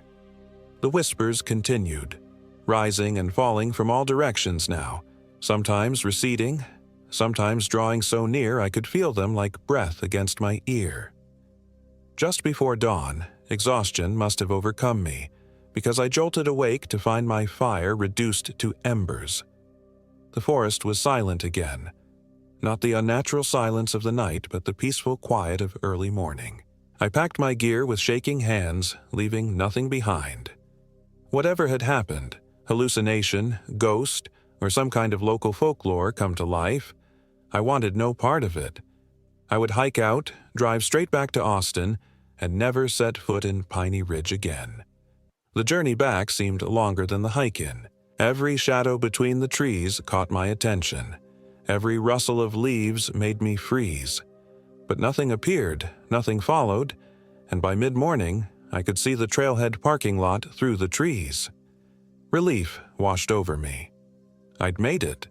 Whatever strangeness existed at Blackwater Pond was behind me now. That's when I noticed the car parked beside mine, an old blue pickup truck that hadn't been there 2 days ago. A man leaned against its hood, and I recognized him immediately. Jack Morgan, the hiker I'd met on the trail. He straightened as I approached. "Figured you'd be coming out today," he said by way of greeting. "How was Blackwater?" Something in his tone made me hesitate. "Fine," I replied cautiously. "Peaceful?" Jack nodded, studying my face. "You saw her, didn't you? Lily." The name sent a chill through me despite the morning warmth. "I don't know what you're talking about." "Sure you do." He sighed, suddenly looking older than he had on the trail. "That's why Elaine and I were checking the trail that day. It's what we always do after heavy rains. The pond rises, and sometimes she wanders further than usual." I set my backpack down, curiosity temporarily overcoming my desire to flee. "Who is she?" "Was," Jack corrected. "Lily Blackwater. The pond's named for her family. They were some of the first settlers in these parts back in the 1880s. Story goes that Lily drowned in that pond when she was 8 years old. Her father had forbidden her to swim there alone, but she snuck out one night during the spring floods." "That's a sad story," I said, "but it doesn't explain what I saw." "Doesn't it?" Jack's eyes were kind but knowing. "Locals say she's been looking for playmates ever since. Usually just shows herself, tries to lure hikers to the water, but sometimes, when the conditions are right, like after heavy spring rains, she can do more." I thought about the footprints around my camp, the whispers, the unnaturally still water.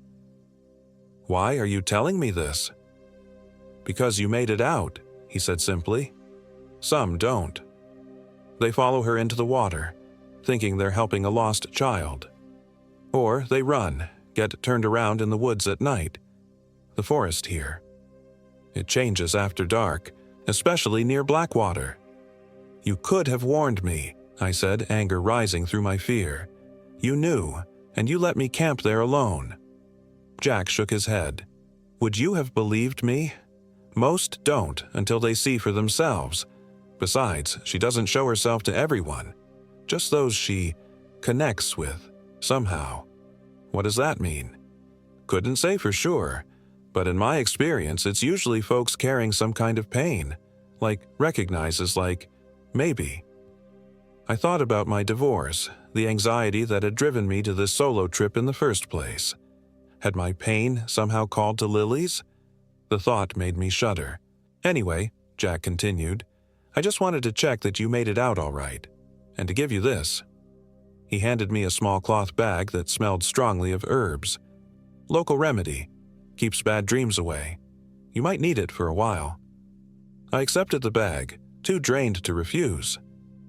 "Does everyone around here know about Lily?" "Those that need to." He pushed off from his truck. The rangers keep the official campsite away from the pond nowadays, mark the trail to route most folks elsewhere, but sometimes people find their way there anyway. He gave me a pointed look. "Like you did."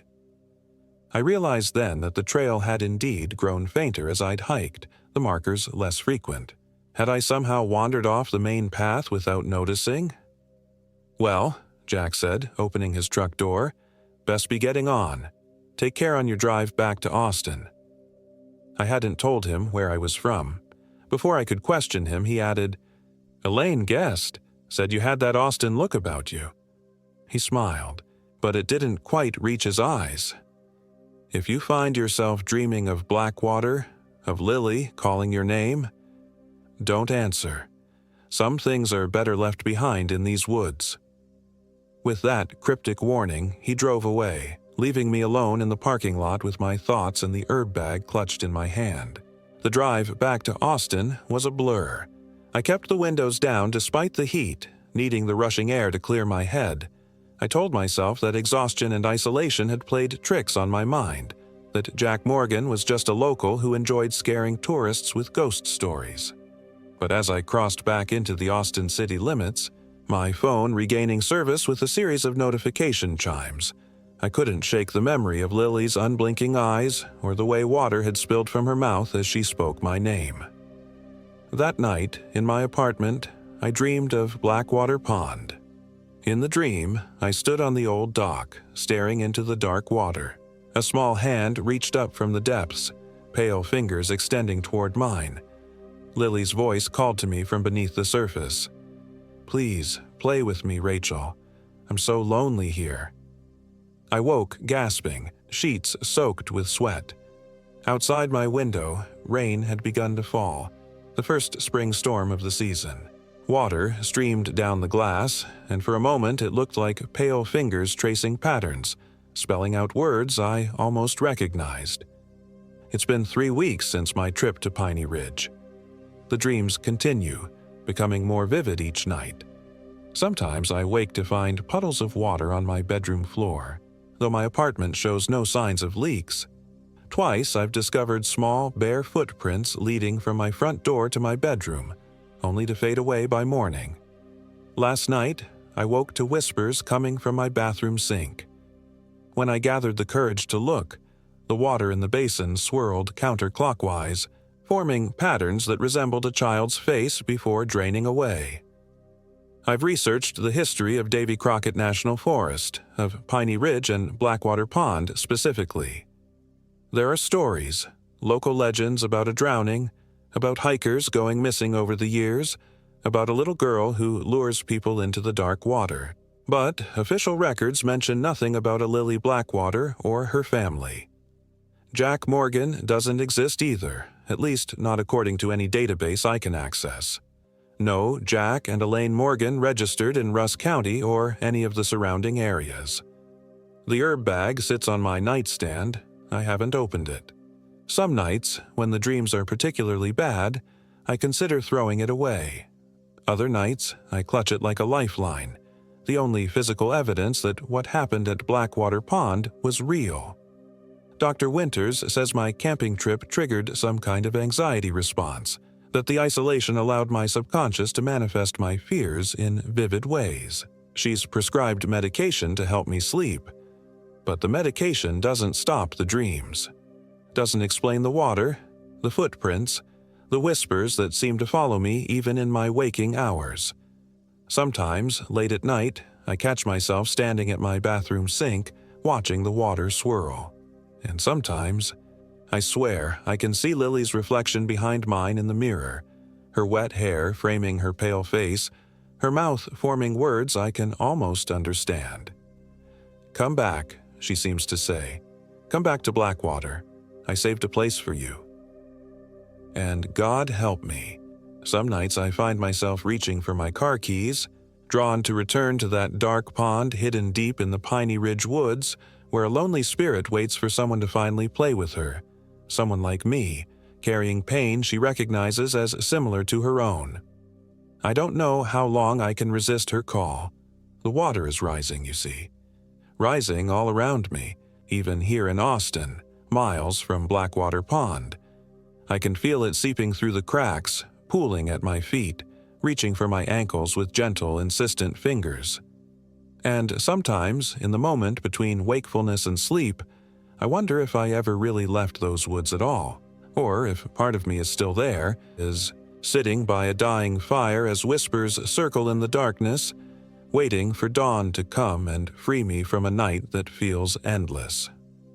But dawn never comes at Blackwater Pond. As Lily said, it's always late there, and I'm beginning to fear it always will be.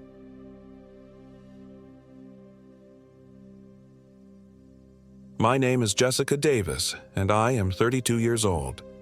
This happened in Palo Duro Canyon, Texas, last fall. What was supposed to be a weekend getaway to clear my head after my divorce turned into something I still can't fully explain.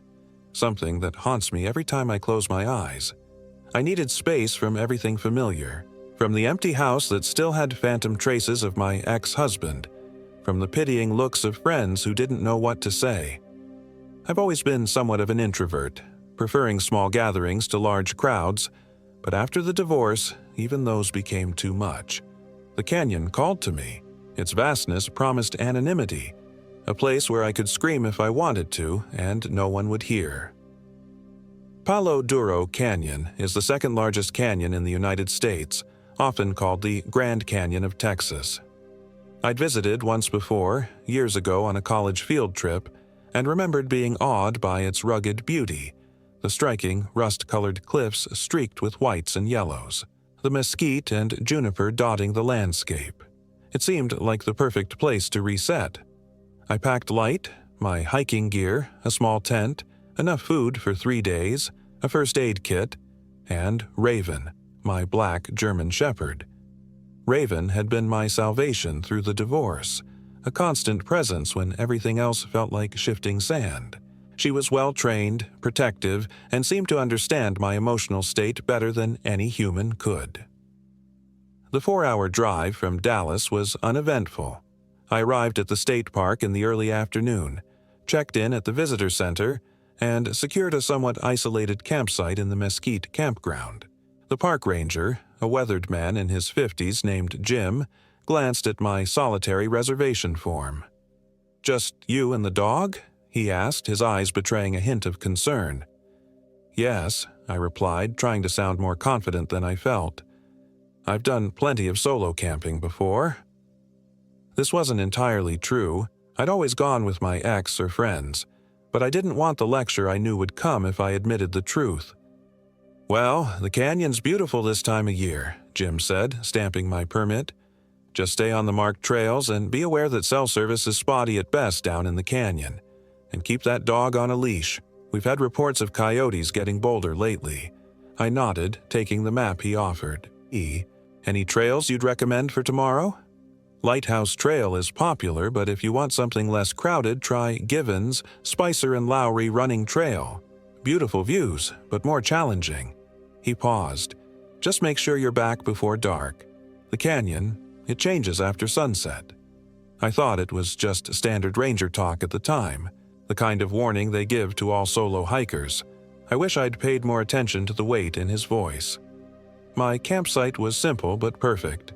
A flat area for my tent, a fire ring, and a picnic table, all nestled beneath a large cottonwood tree. I set up camp efficiently, securing my tent and organizing my gear before taking Raven for a short walk around the immediate area to familiarize ourselves with our surroundings. As the afternoon waned, I built a small fire and sat with my back against a log, watching the shadows of the canyon walls lengthen across the landscape. Raven lay beside me, occasionally raising her head at distant sounds, but otherwise relaxed.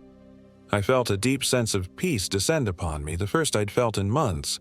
That night, I slept soundly in my tent, Raven curled at my feet. If anything unusual happened during those first hours, I was blissfully unaware. The next morning dawned clear and cool. I ate a quick breakfast of instant oatmeal and coffee, packed my day pack with water, trail mix, a few energy bars, and my camera, then headed out with Raven toward the Givens, Spicer, and Lowry running trail. The path started easily enough, winding along the canyon floor before beginning its ascent up the colorful walls. About an hour into the hike, we reached a spectacular viewpoint. The canyon sprawled before us, a massive wound in the earth revealing layers of geological history. I paused to take photos, breathing in the clean, dry air, feeling the warmth of the sun on my face. "What do you think, Raven?" I asked, scratching behind her ears. "Worth the drive?" She whined softly, which I took for agreement. We continued our hike, the trail becoming more challenging as we progressed. At times, the path narrowed, skirting close to steep drops, but Raven and I navigated them carefully. Around midday, we reached a small plateau with a single gnarled juniper tree offering sparse shade. I decided it was a good place for lunch. I unhooked Raven's leash to give her a little freedom while staying within sight and sat down to eat my sandwich. That's when I noticed the carving in the tree trunk. It was crude but unmistakable. A stick figure with elongated limbs and what appeared to be antlers or horns. Below it was a single word: watchful. I felt a chill despite the warm sun. It was probably just graffiti from another hiker, I told myself, but something about it felt wrong, intrusive in this natural setting. "Raven," I called, suddenly wanting to leave this spot. "Raven, come here, girl." She didn't respond. I called again, standing up to look around the plateau. She was nowhere in sight. "Raven!" Panic edged into my voice now. She had never disobeyed a direct call before. I quickly packed up my things and began searching, moving in widening circles from the juniper tree. 5 minutes passed, then 10. My heart raced, and sweat beaded on my forehead that had nothing to do with the heat.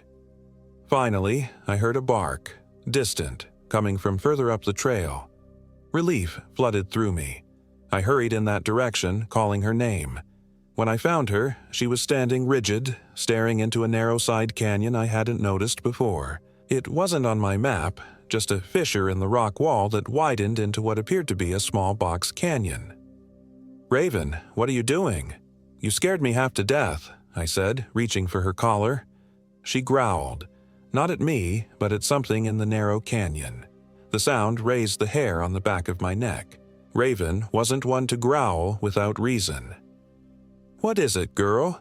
I whispered, peering into the shadows of the ravine. For a moment, I saw nothing. Then, a movement caught my eye, something shifting in the deeper shadows, something tall and thin. I blinked, and it was gone. A trick of the light, perhaps.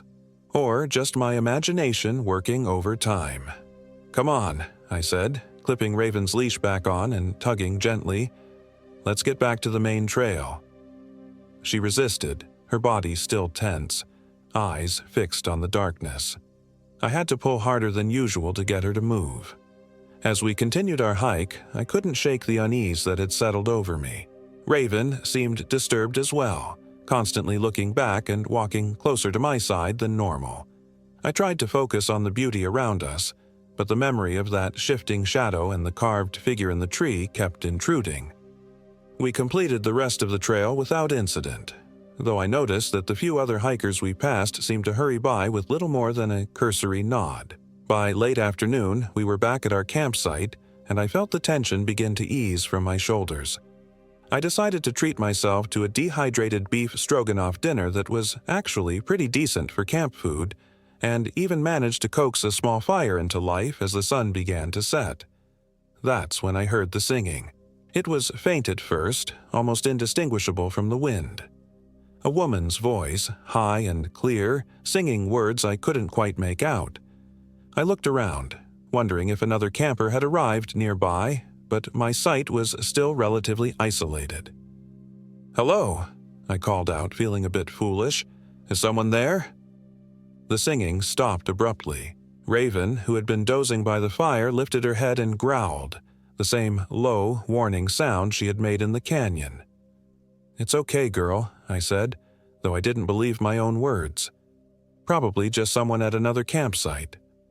But no one answered my call, and after a few moments of silence, I convinced myself I'd imagined it.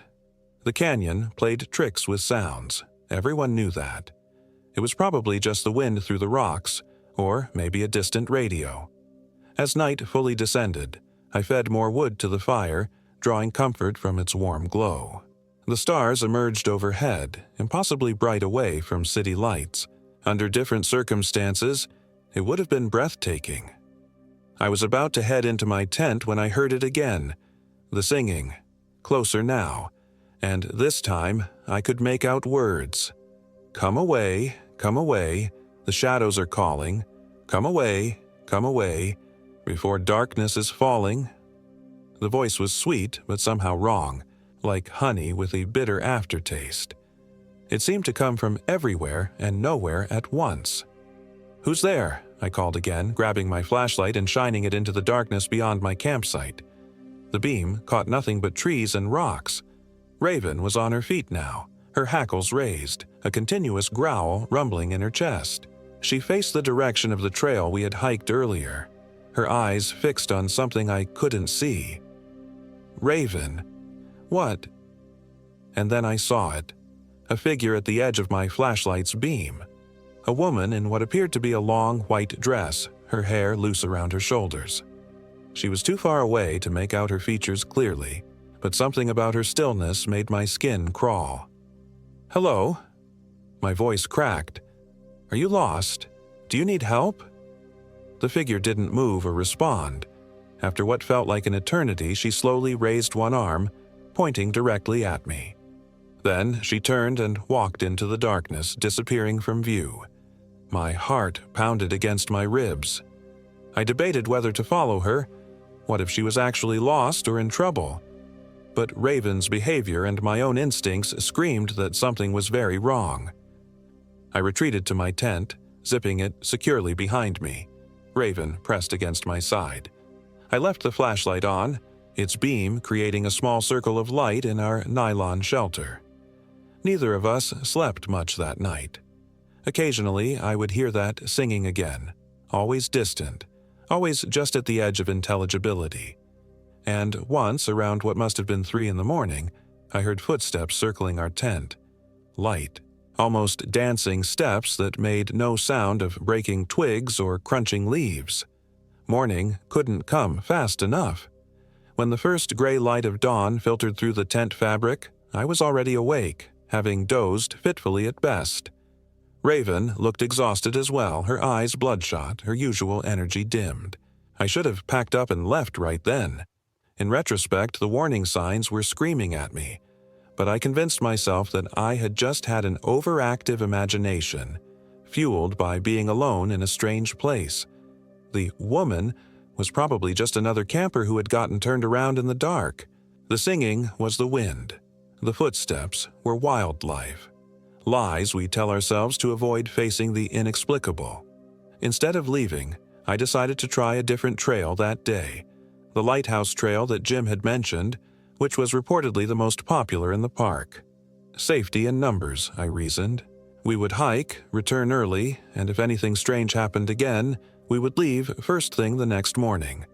The lighthouse trail was indeed more populated, with several groups of hikers making their way to the park's most famous rock formation, a column of stone resembling a lighthouse.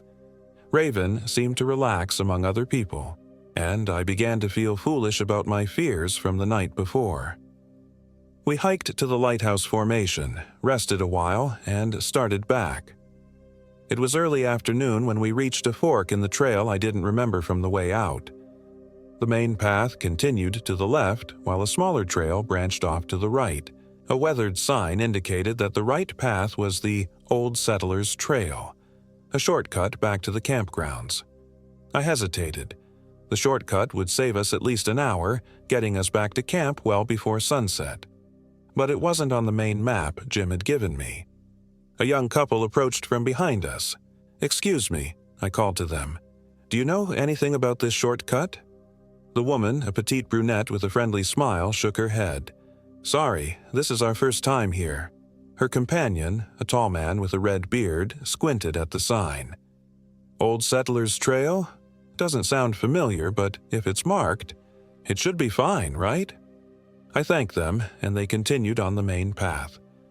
After another moment's hesitation, I decided to take the shortcut. It was broad daylight, the path looked well-defined, and Raven seemed alert but not alarmed. That decision changed everything. The Old Settlers Trail started innocuously enough, winding through juniper and mesquite, gradually descending into a part of the canyon I hadn't seen before. The walls here were steeper, the trail narrower. After about 20 minutes, I noticed that the sounds of other hikers had completely disappeared. It was just Raven and me, and the increasingly claustrophobic embrace of the canyon walls. The trail became less distinct, in places barely visible amongst the rocks and scrubby vegetation. I checked my phone for GPS, but as Jim had warned, there was no service. I had a compass, though, and as long as we kept heading east, we should eventually hit the main park road. An hour passed, then another. We should have reached the campgrounds by now. The canyon walls had grown closer, the sky above reduced to a ribbon of blue. The air felt different here, stagnant, heavy with an odor I couldn't quite identify, earthy and sweet with a hint of rot. "I think we made a wrong turn, Raven," I said, trying to keep the worry from my voice. She whined softly, pressing against my leg. I reached down to reassure her and noticed she was trembling. That's when I saw the cabin. It appeared suddenly around a bend in the trail. A small, rough structure built of logs and stone, nestled against the canyon wall as if it had grown there. It looked old, very old, with a sagging roof and a crooked chimney from which no smoke rose. A small vegetable garden, gone to seed and overgrown, stretched to one side. I stopped, confused. There had been no mention of historical structures on this trail, and besides, I was certain we were nowhere near any of the established camping areas. "Hello?" I called out, approaching cautiously. "Is anyone there?" No response. The cabin sat silent, its single visible window dark and vacant. Raven balked, refusing to go closer. Her hackles were up again, the same low growl rumbling in her chest. "What's wrong, girl?" I whispered, suddenly afraid of being overheard.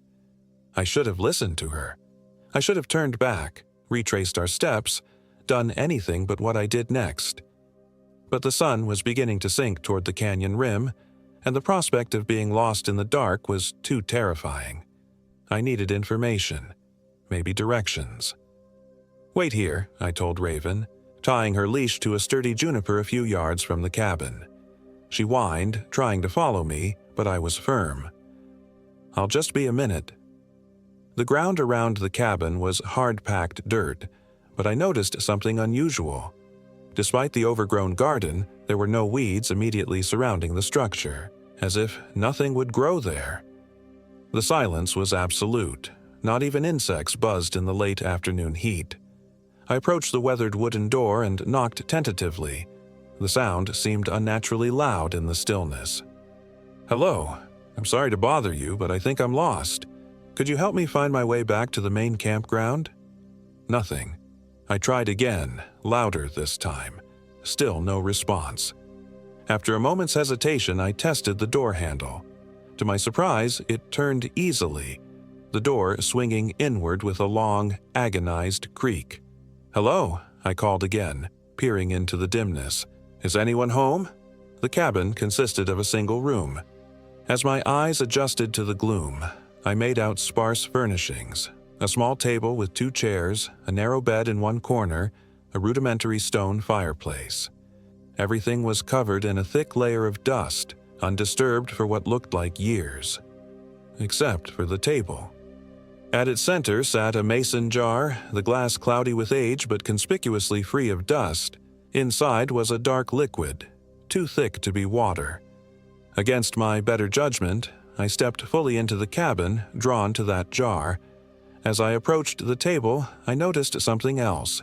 Markings on the walls, partially hidden by shadows. Leaning closer, I could see they were carved directly into the wood. Dozens, perhaps hundreds of the same stick figure I had seen on the juniper tree, with elongated limbs and antlers or horns. My blood ran cold. I backed away from the wall, bumping into the table. The jar wobbled precariously, and I reached out instinctively to steady it.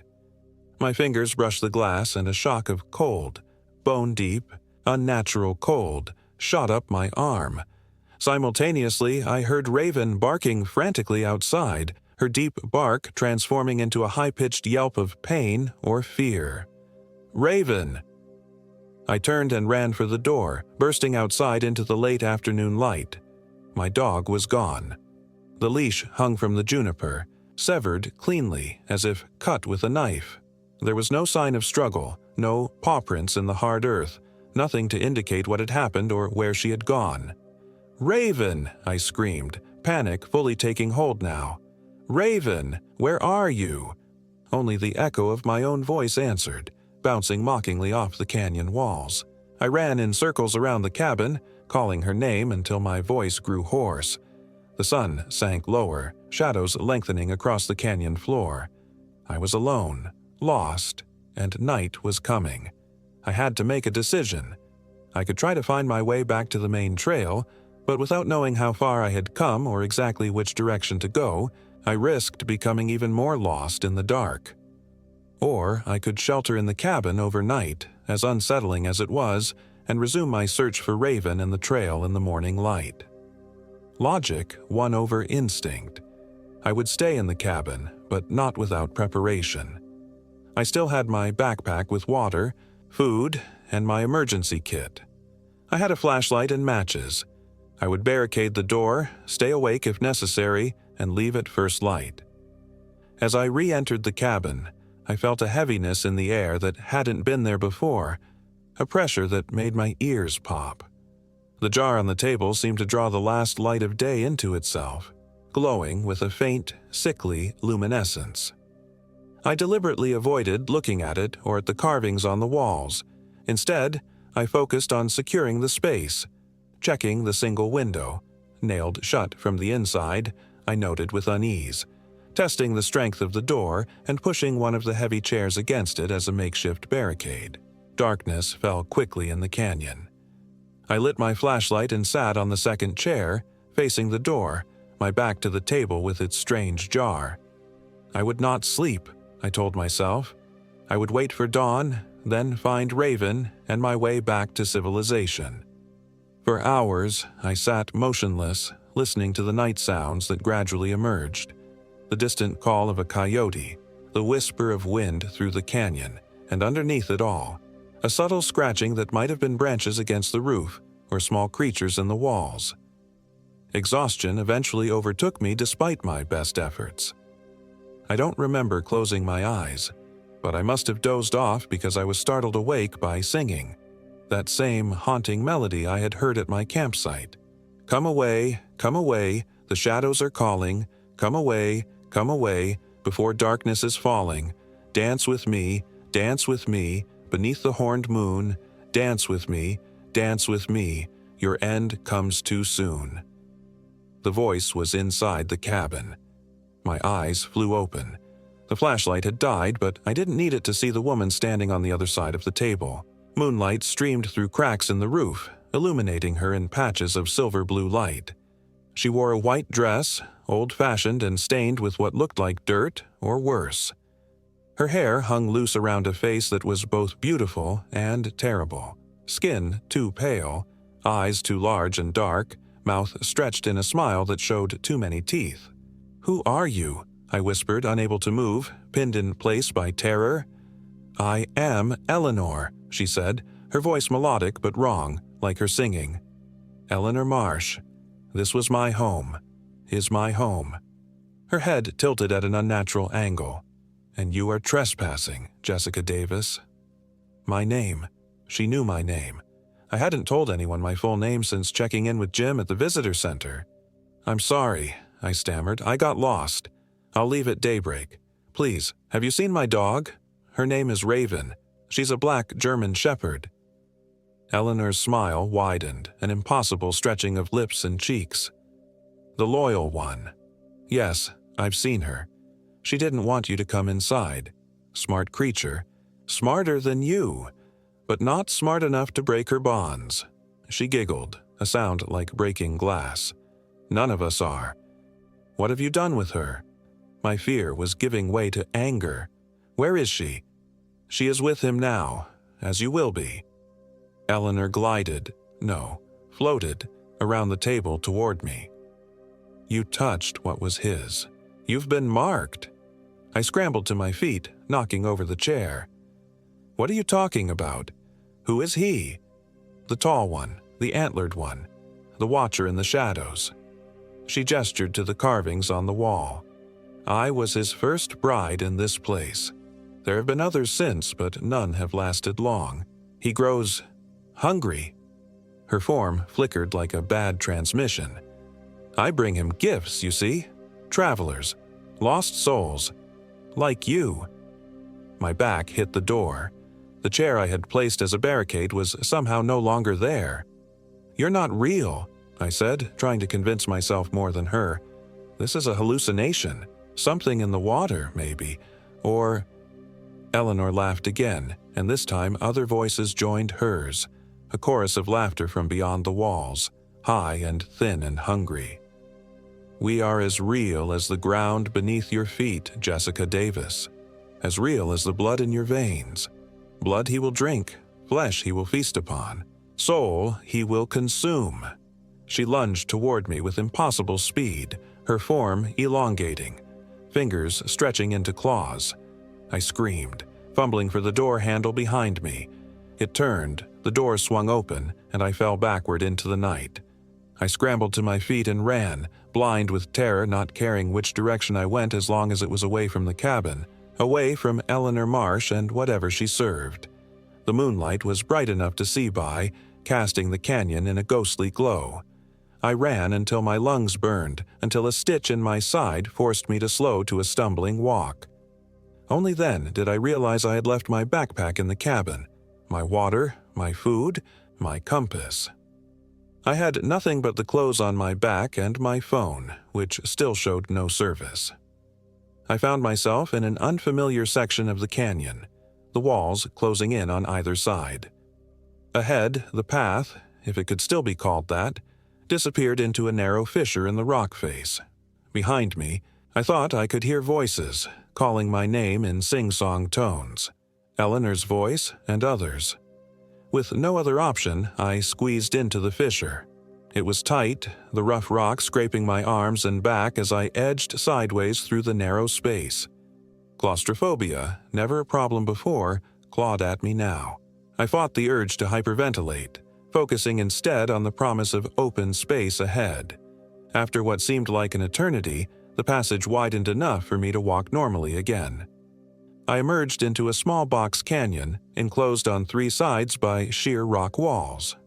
The 4th side, ahead of me, opened onto a circular clearing ringed by standing stones, crudely shaped monoliths that reminded me vaguely of Stonehenge, but far more primitive.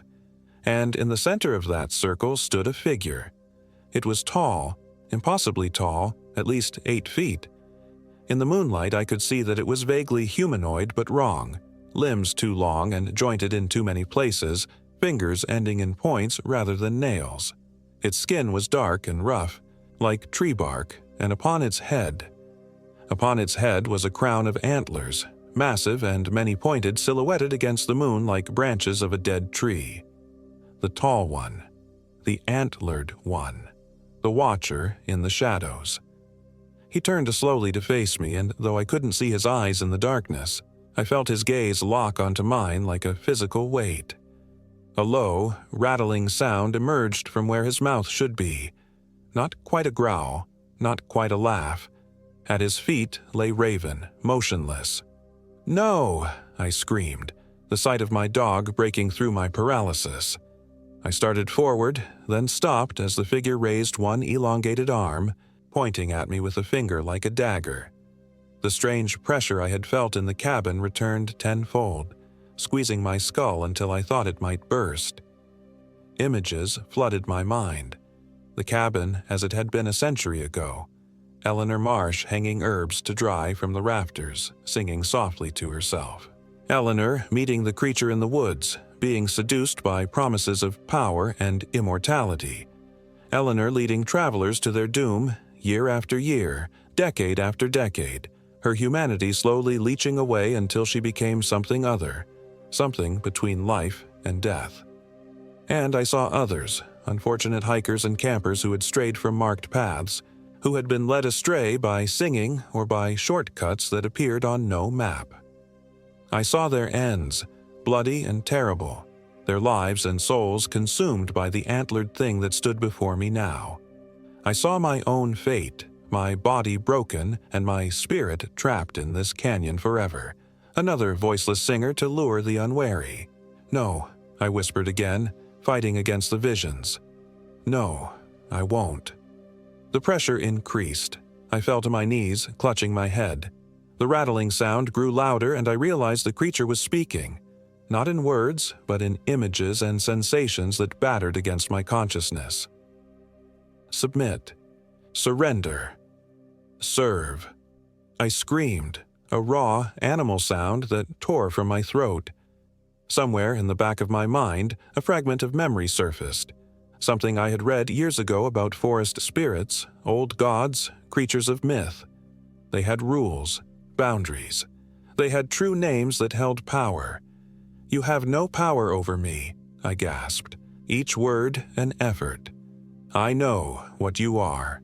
You are the Wendigo, the hunger that never ends, the winter spirit that consumes. You have no claim on me. I did not invite you. I did not summon you. I did not agree to your terms." The pressure wavered. The creature took a step back, its antlered head tilting in what might have been surprise.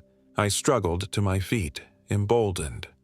"I name you Wendigo, and I reject your hunger. I reject your claim. I reject you." The rattling became a screech, like metal tearing. The creature's form seemed to ripple, smoke-like tendrils coiling around its elongated limbs. And then a sound that broke through everything, a bark, weak but determined. Raven was alive, struggling to her feet beside the Wendigo. The creature's attention shifted to her for just a moment, but it was enough. I lunged forward, grabbing a fallen branch from the ground, and with a cry that contained all my fear and rage, I swung it at the Wendigo's head. It connected with a sound like breaking glass. The creature reeled back, and in that moment of distraction, Raven broke free, limping toward me as fast as she could. I scooped her up, no small feat, as she weighed nearly 70 pounds, and turned to run, knowing even as I did that there was nowhere to go. The only exit from the box canyon was past the Wendigo. The creature recovered quickly, drawing itself up to its full height. Its anger was palpable, a wave of malevolence that made the air shimmer. It raised both arms, fingers elongating further into spear-like protrusions, and lunged. What happened next, I still cannot fully explain. As the Wendigo's claws descended toward us, Raven twisted in my arms, putting herself between me and the creature. She snarled, a sound more wolf than domestic dog, and as she did, a light seemed to emanate from her. Bright gold, like sunshine captured in fur. The Wendigo recoiled as if burned. Its screech turned to a wail of pain and fury. In that moment of confusion, I saw my chance. Still holding Raven, I darted to the side and then forward, slipping past the creature and into the stone circle. The standing stones seemed to glow faintly as I passed between them, and I felt a shift in the air, like passing through a membrane. I didn't stop to question it. I ran, following what looked like a trail beyond the circle, Raven a warm, living weight in my arms. Behind us, the Wendigo's wails faded, replaced by multiple voices, Eleanor's among them, raised in cacophonous anger. I ran until my legs gave out, collapsing finally on a flat rock beside what I realized with shock was the main trail. In the distance, I could see lights. The visitor center, impossibly close. Somehow, I had circled back to the beginning. Raven whimpered in my arms, and I set her down gently to check her injuries. To my amazement, there were none.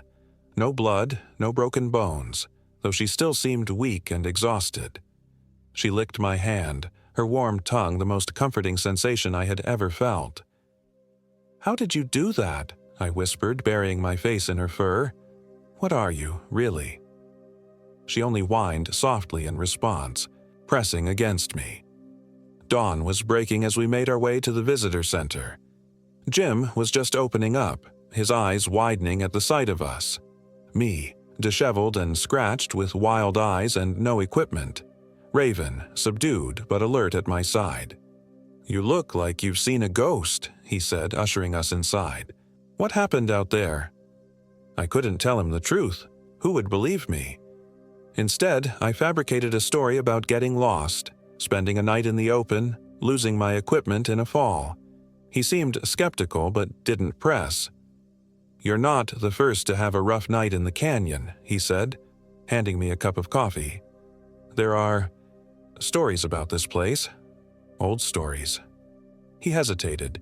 Did you hear anything unusual? Singing, maybe? I froze, the cup halfway to my lips. Why do you ask? Jim looked uncomfortable. No reason, just local folklore. Not important.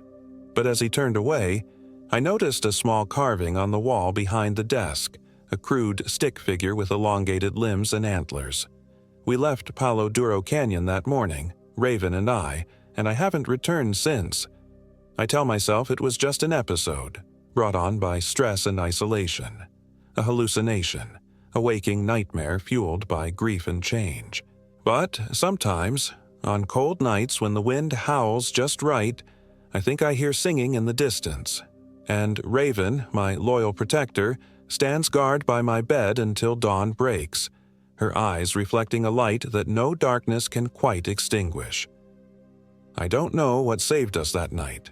My defiance, Raven's inexplicable light, or simply that we were not meant to be the Wendigo's prey. But I know this. There are old things in the wild places of the world, hungry things with patience beyond human reckoning. And sometimes they wear human faces and sing sweet songs to lead you astray. If you go to Palo Duro Canyon, stick to the marked trails. Don't take shortcuts, no matter how tempting. And if you hear singing as the sun sets over the rust-colored cliffs, walk faster, but never run. Running attracts their attention. And whatever you do, never ever follow the melody to its source.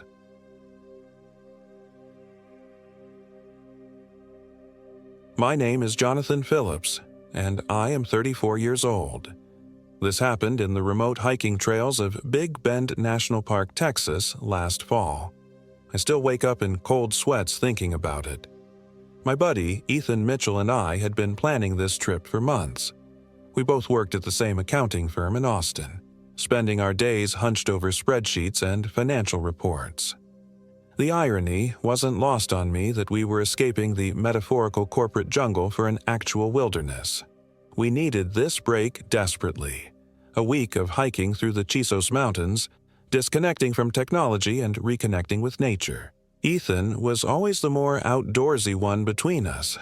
Tall and lean with a perpetual 5 o'clock shadow, he'd spent his college summers as a park ranger in Colorado. I was more of a casual day hiker who enjoyed the occasional weekend camping trip.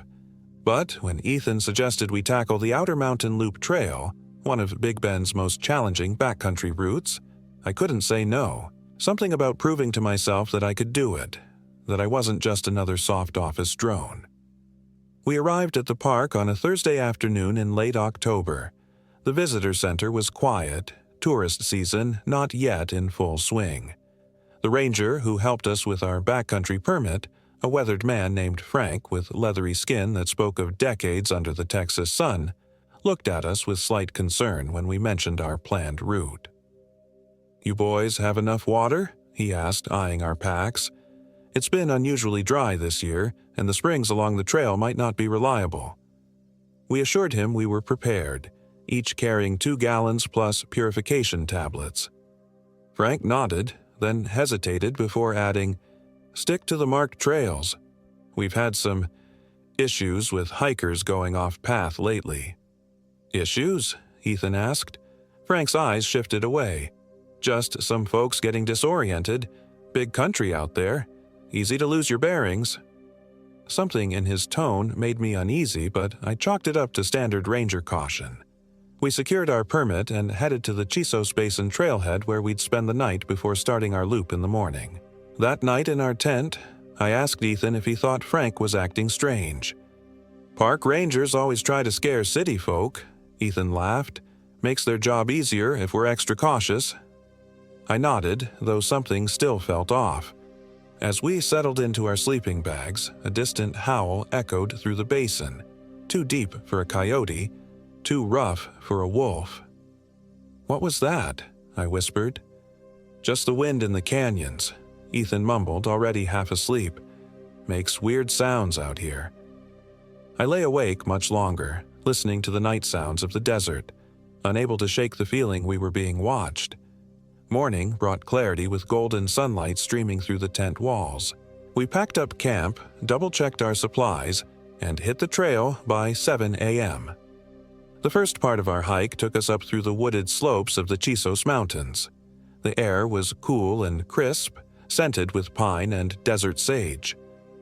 My unease from the night before evaporated in the daylight. The trail was strenuous but manageable, switching back and forth up the mountain face. By midday, we'd reached the south rim, where the land seemed to fall away before us, revealing a vast panorama of the Chihuahuan Desert stretching to the horizon. We stopped for lunch, perched on sun-warmed rocks overlooking the expanse below. "Worth the climb, right?" Ethan grinned, taking a swig from his water bottle. I had to agree. It was breathtaking, the kind of view that makes you feel simultaneously insignificant and connected to something immense. As we ate our trail mix and jerky, I noticed carvings in the rock we were sitting on. Crude symbols that didn't look like regular graffiti. Spirals, stick figures with elongated limbs, and what appeared to be a stylized animal with too many legs. "Hey, check this out," I called to Ethan. "Some kind of Native American petroglyphs?" Ethan examined them, frowning. "Don't think so. These look newer and wrong somehow." He traced one of the spirals with his finger, then quickly withdrew his hand as if burned. "Feels warm."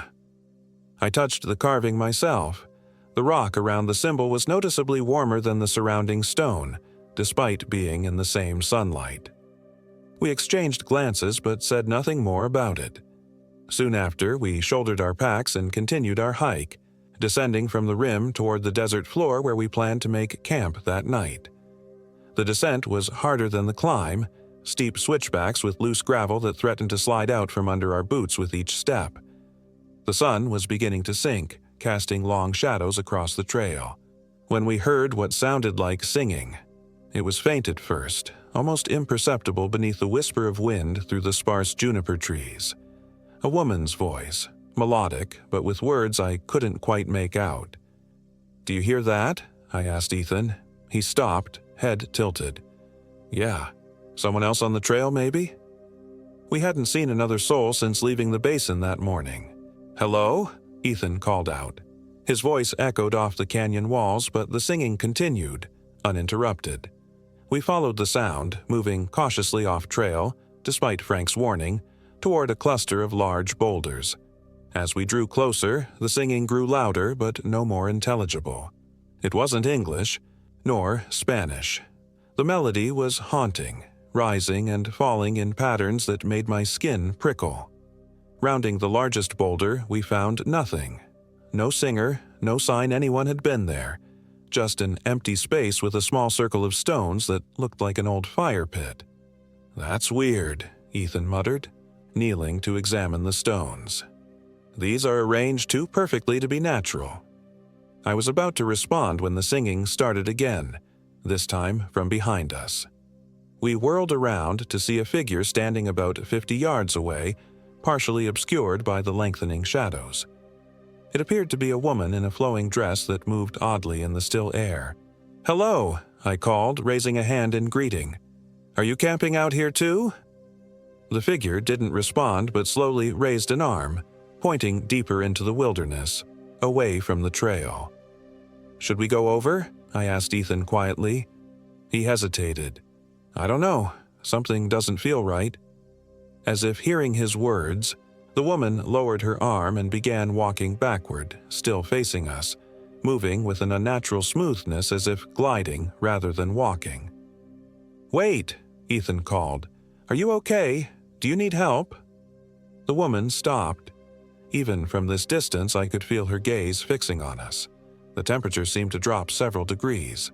Then, very deliberately, she shook her head, turned, and vanished behind a stand of scrub oak. We stood frozen for several seconds before springing into action, jogging toward where we'd last seen her. But when we reached the spot, there was no sign of anyone, no footprints in the sandy soil, no disturbed vegetation. Nothing. That was... I trailed off, unsure how to describe what we'd just witnessed. "Let's get back to the trail," Ethan said firmly, a tremor in his voice I'd never heard before. We need to make camp before it gets dark." We hurried back to the trail, both scanning the landscape nervously. I felt exposed suddenly, as if the vastness of Big Bend had transformed from awe-inspiring to threatening. We hiked another mile in tense silence before finding a suitable campsite near Juniper Canyon. As we set up our tent, I noticed Ethan's hands were shaking. "You really spooked by that woman?" I asked, trying to keep my tone light. He looked up at me, his expression grim. "That wasn't a woman, John." "What do you mean? We both saw her." "Did we? Did you see a face? Any details at all?" I realized I hadn't. In my memory, the figure was more of an impression than a clear image, a silhouette that suggested femininity but lacked distinct features. "Maybe it was just a hiker messing with us," I offered weakly. Ethan shook his head. "No footprints, John. And did you feel how cold it got when she looked at us?" I wanted to dismiss his concerns, but I couldn't. I'd felt it too. We finished setting up camp in silence.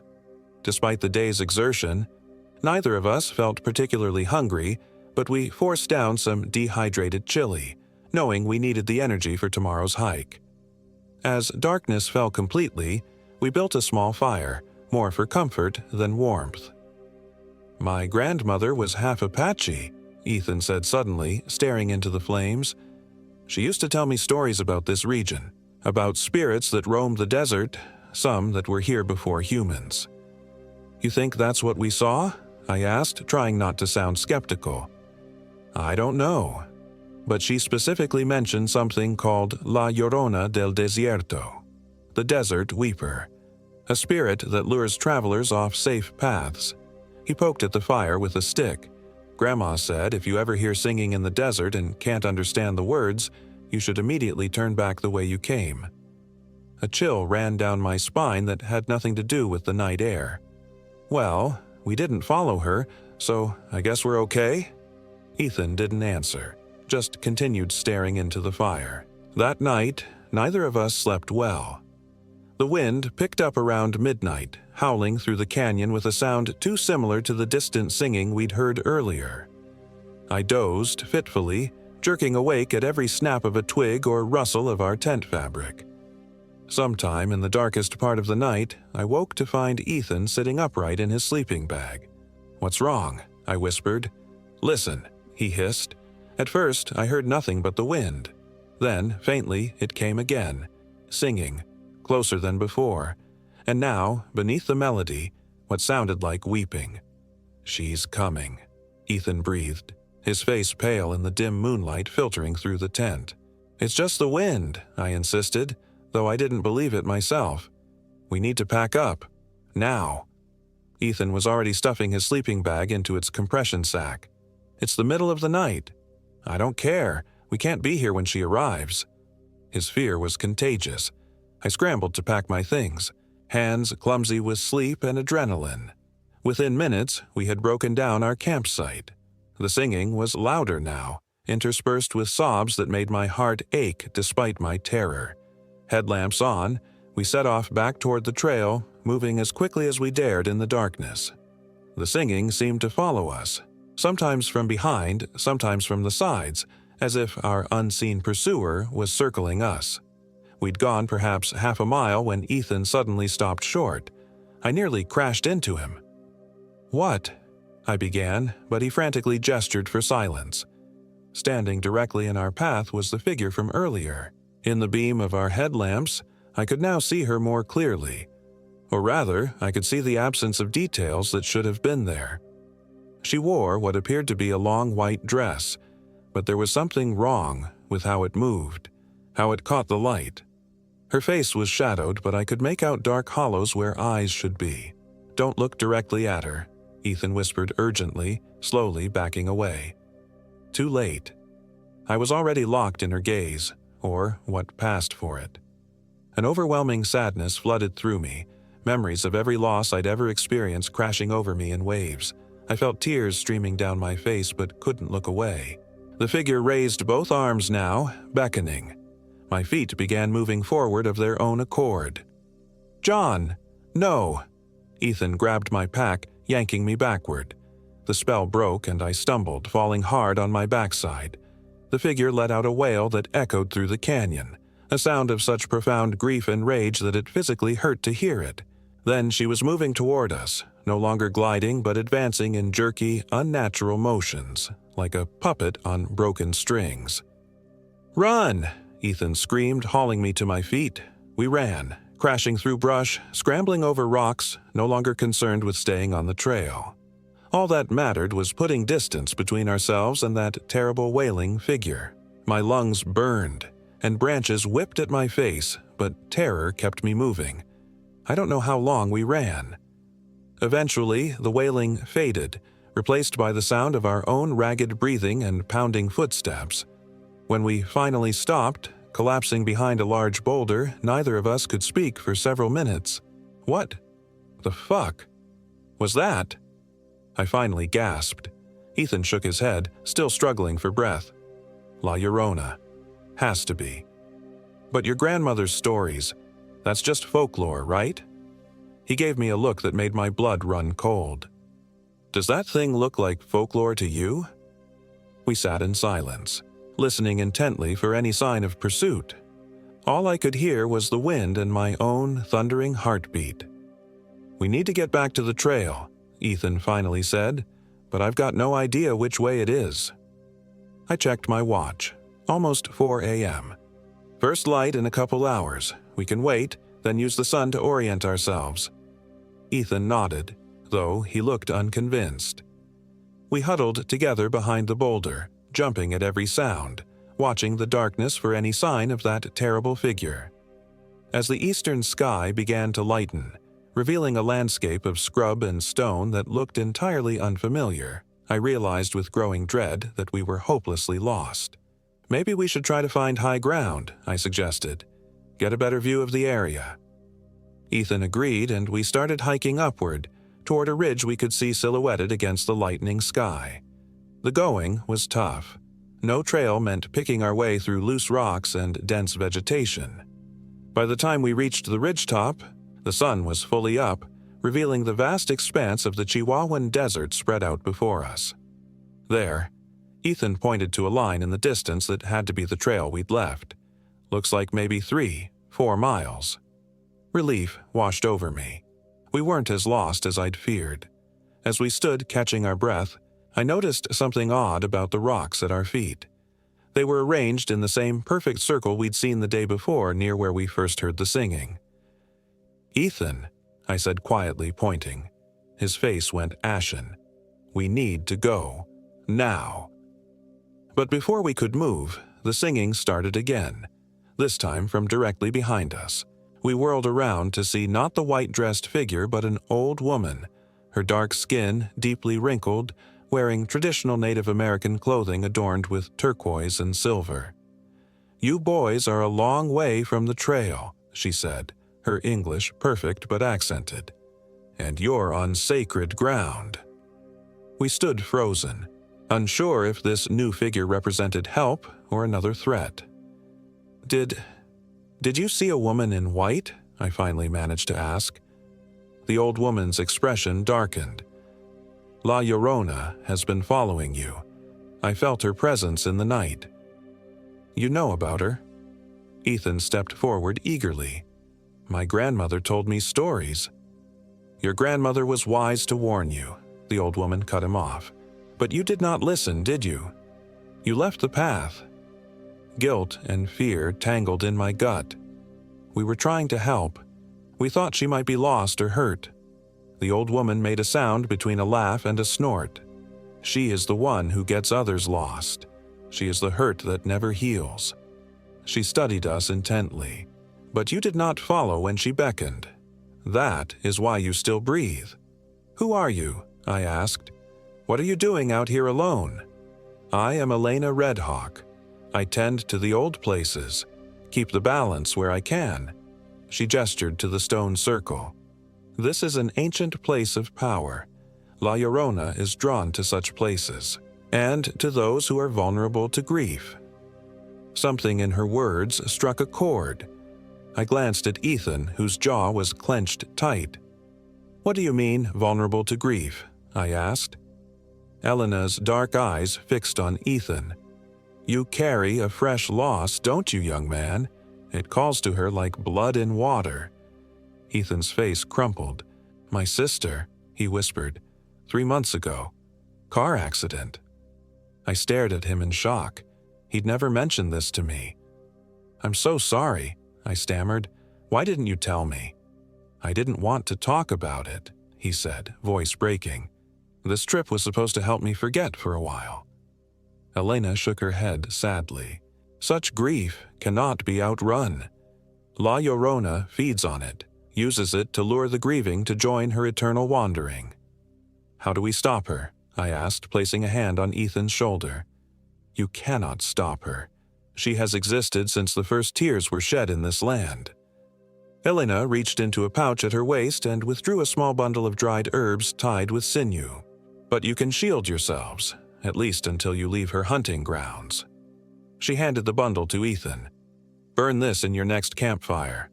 The smoke will blind her to your grief for a time." Ethan took it with trembling hands. "Thank you." Elena nodded. "Now come, I will show you the quickest way back to your trail." She turned and began walking along the ridge. We followed, questions burning in my mind. How had this elderly woman gotten all the way out here? How did she know we'd be here? Why should we trust her? But something in her demeanor, a quiet authority, a certainty in her movements, made me hold my tongue. She led us down from the ridge via a path I wouldn't have noticed, through a narrow gap between boulders and into a hidden valley lush with unexpected vegetation. "There is water here," she explained, gesturing to a small spring bubbling from the rocks. "Fill your bottles.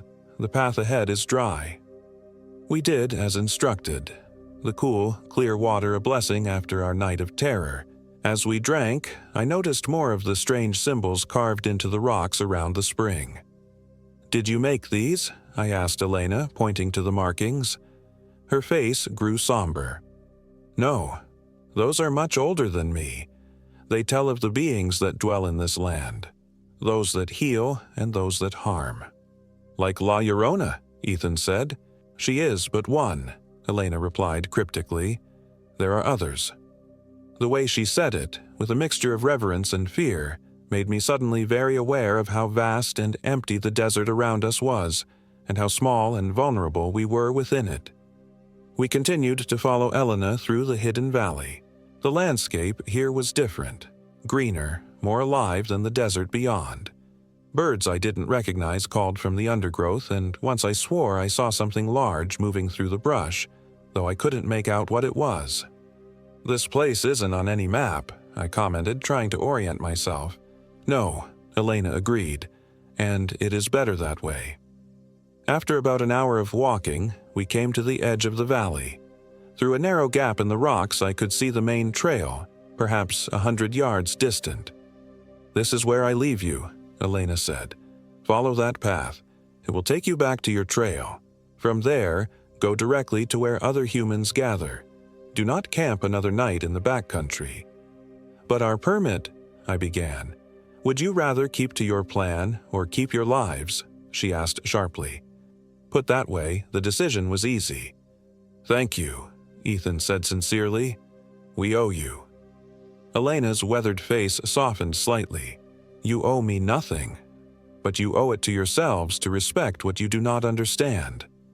She reached out and placed a hand on Ethan's chest, over his heart. "Your sister's spirit is not here in these badlands. Do not seek her among the lost." Tears welled in Ethan's eyes. Elena turned to me next, her dark gaze piercing. "And you came here seeking something too. Not a person, but a truth about yourself." Her hand moved to my chest. "Be careful what truths you seek in wild places. Some are better left undiscovered." Before I could respond, she turned and walked back into the hidden valley, quickly disappearing among the rocks and vegetation. Ethan and I stood there for a moment, processing what had just happened. "Do you think she was real?" I finally asked. Ethan clutched the herb bundle in his hand. Does it matter?" We made our way through the gap and back to the main trail. True to Elena's word, we recognized it immediately. We were on the western portion of the outer mountain loop, about halfway through what would have been our second day's hike. By unspoken agreement, we turned toward the closest ranger station and hiked without stopping except to drink water and choke down some trail mix. The beautiful desert landscape that had so entranced me yesterday now seemed filled with hidden dangers, watching eyes in every shadow. We reached the Castellon Ranger Station by mid-afternoon. The ranger on duty, a young woman named Melissa, seemed surprised to see us. "You guys are registered for the full loop, right? Everything okay?" "We decided to cut it short," I explained lamely. She eyed our disheveled appearance and the scratches on our faces from our nighttime flight through the brush. "Happens sometimes. The backcountry isn't for everyone." We nodded, not bothering to correct her assumption that we'd simply found the hike too challenging. "Did you guys go off-trail at all?" she asked suddenly, her tone more serious. Ethan and I exchanged glances. "Why do you ask?" Ethan hedged. Melissa sighed. "We've had some incidents lately. Hikers reporting unusual experiences, sounds, sightings. One man swears he saw his dead wife calling to him from a canyon." My blood ran cold. "Have people gone missing?" 3 in the last year, she admitted reluctantly. "Never found any trace." "You might want to warn people more explicitly," I said, thinking of Frank's vague caution about getting disoriented. Melissa shrugged helplessly. "Management doesn't want to spook tourists with local superstitions. Bad for business." "Have you heard of someone named Elena Redhawk?" Ethan asked. "Older Native American woman, lives somewhere in the park?" Melissa frowned. "No permit holder by that name. The reservation is miles from here, though some tribal elders do come to perform ceremonies occasionally." She hesitated. "Why?" "Just someone we met on the trail," I said quickly. "Gave us some good advice." We signed out, updating our permit to show our early exit from the backcountry, then caught a shuttle back to our car at the Chisos Basin. Neither of us spoke much during the drive out of the park. It wasn't until we were on the highway heading back toward Austin that Ethan finally broke the silence. "I should have told you about Sarah, my sister.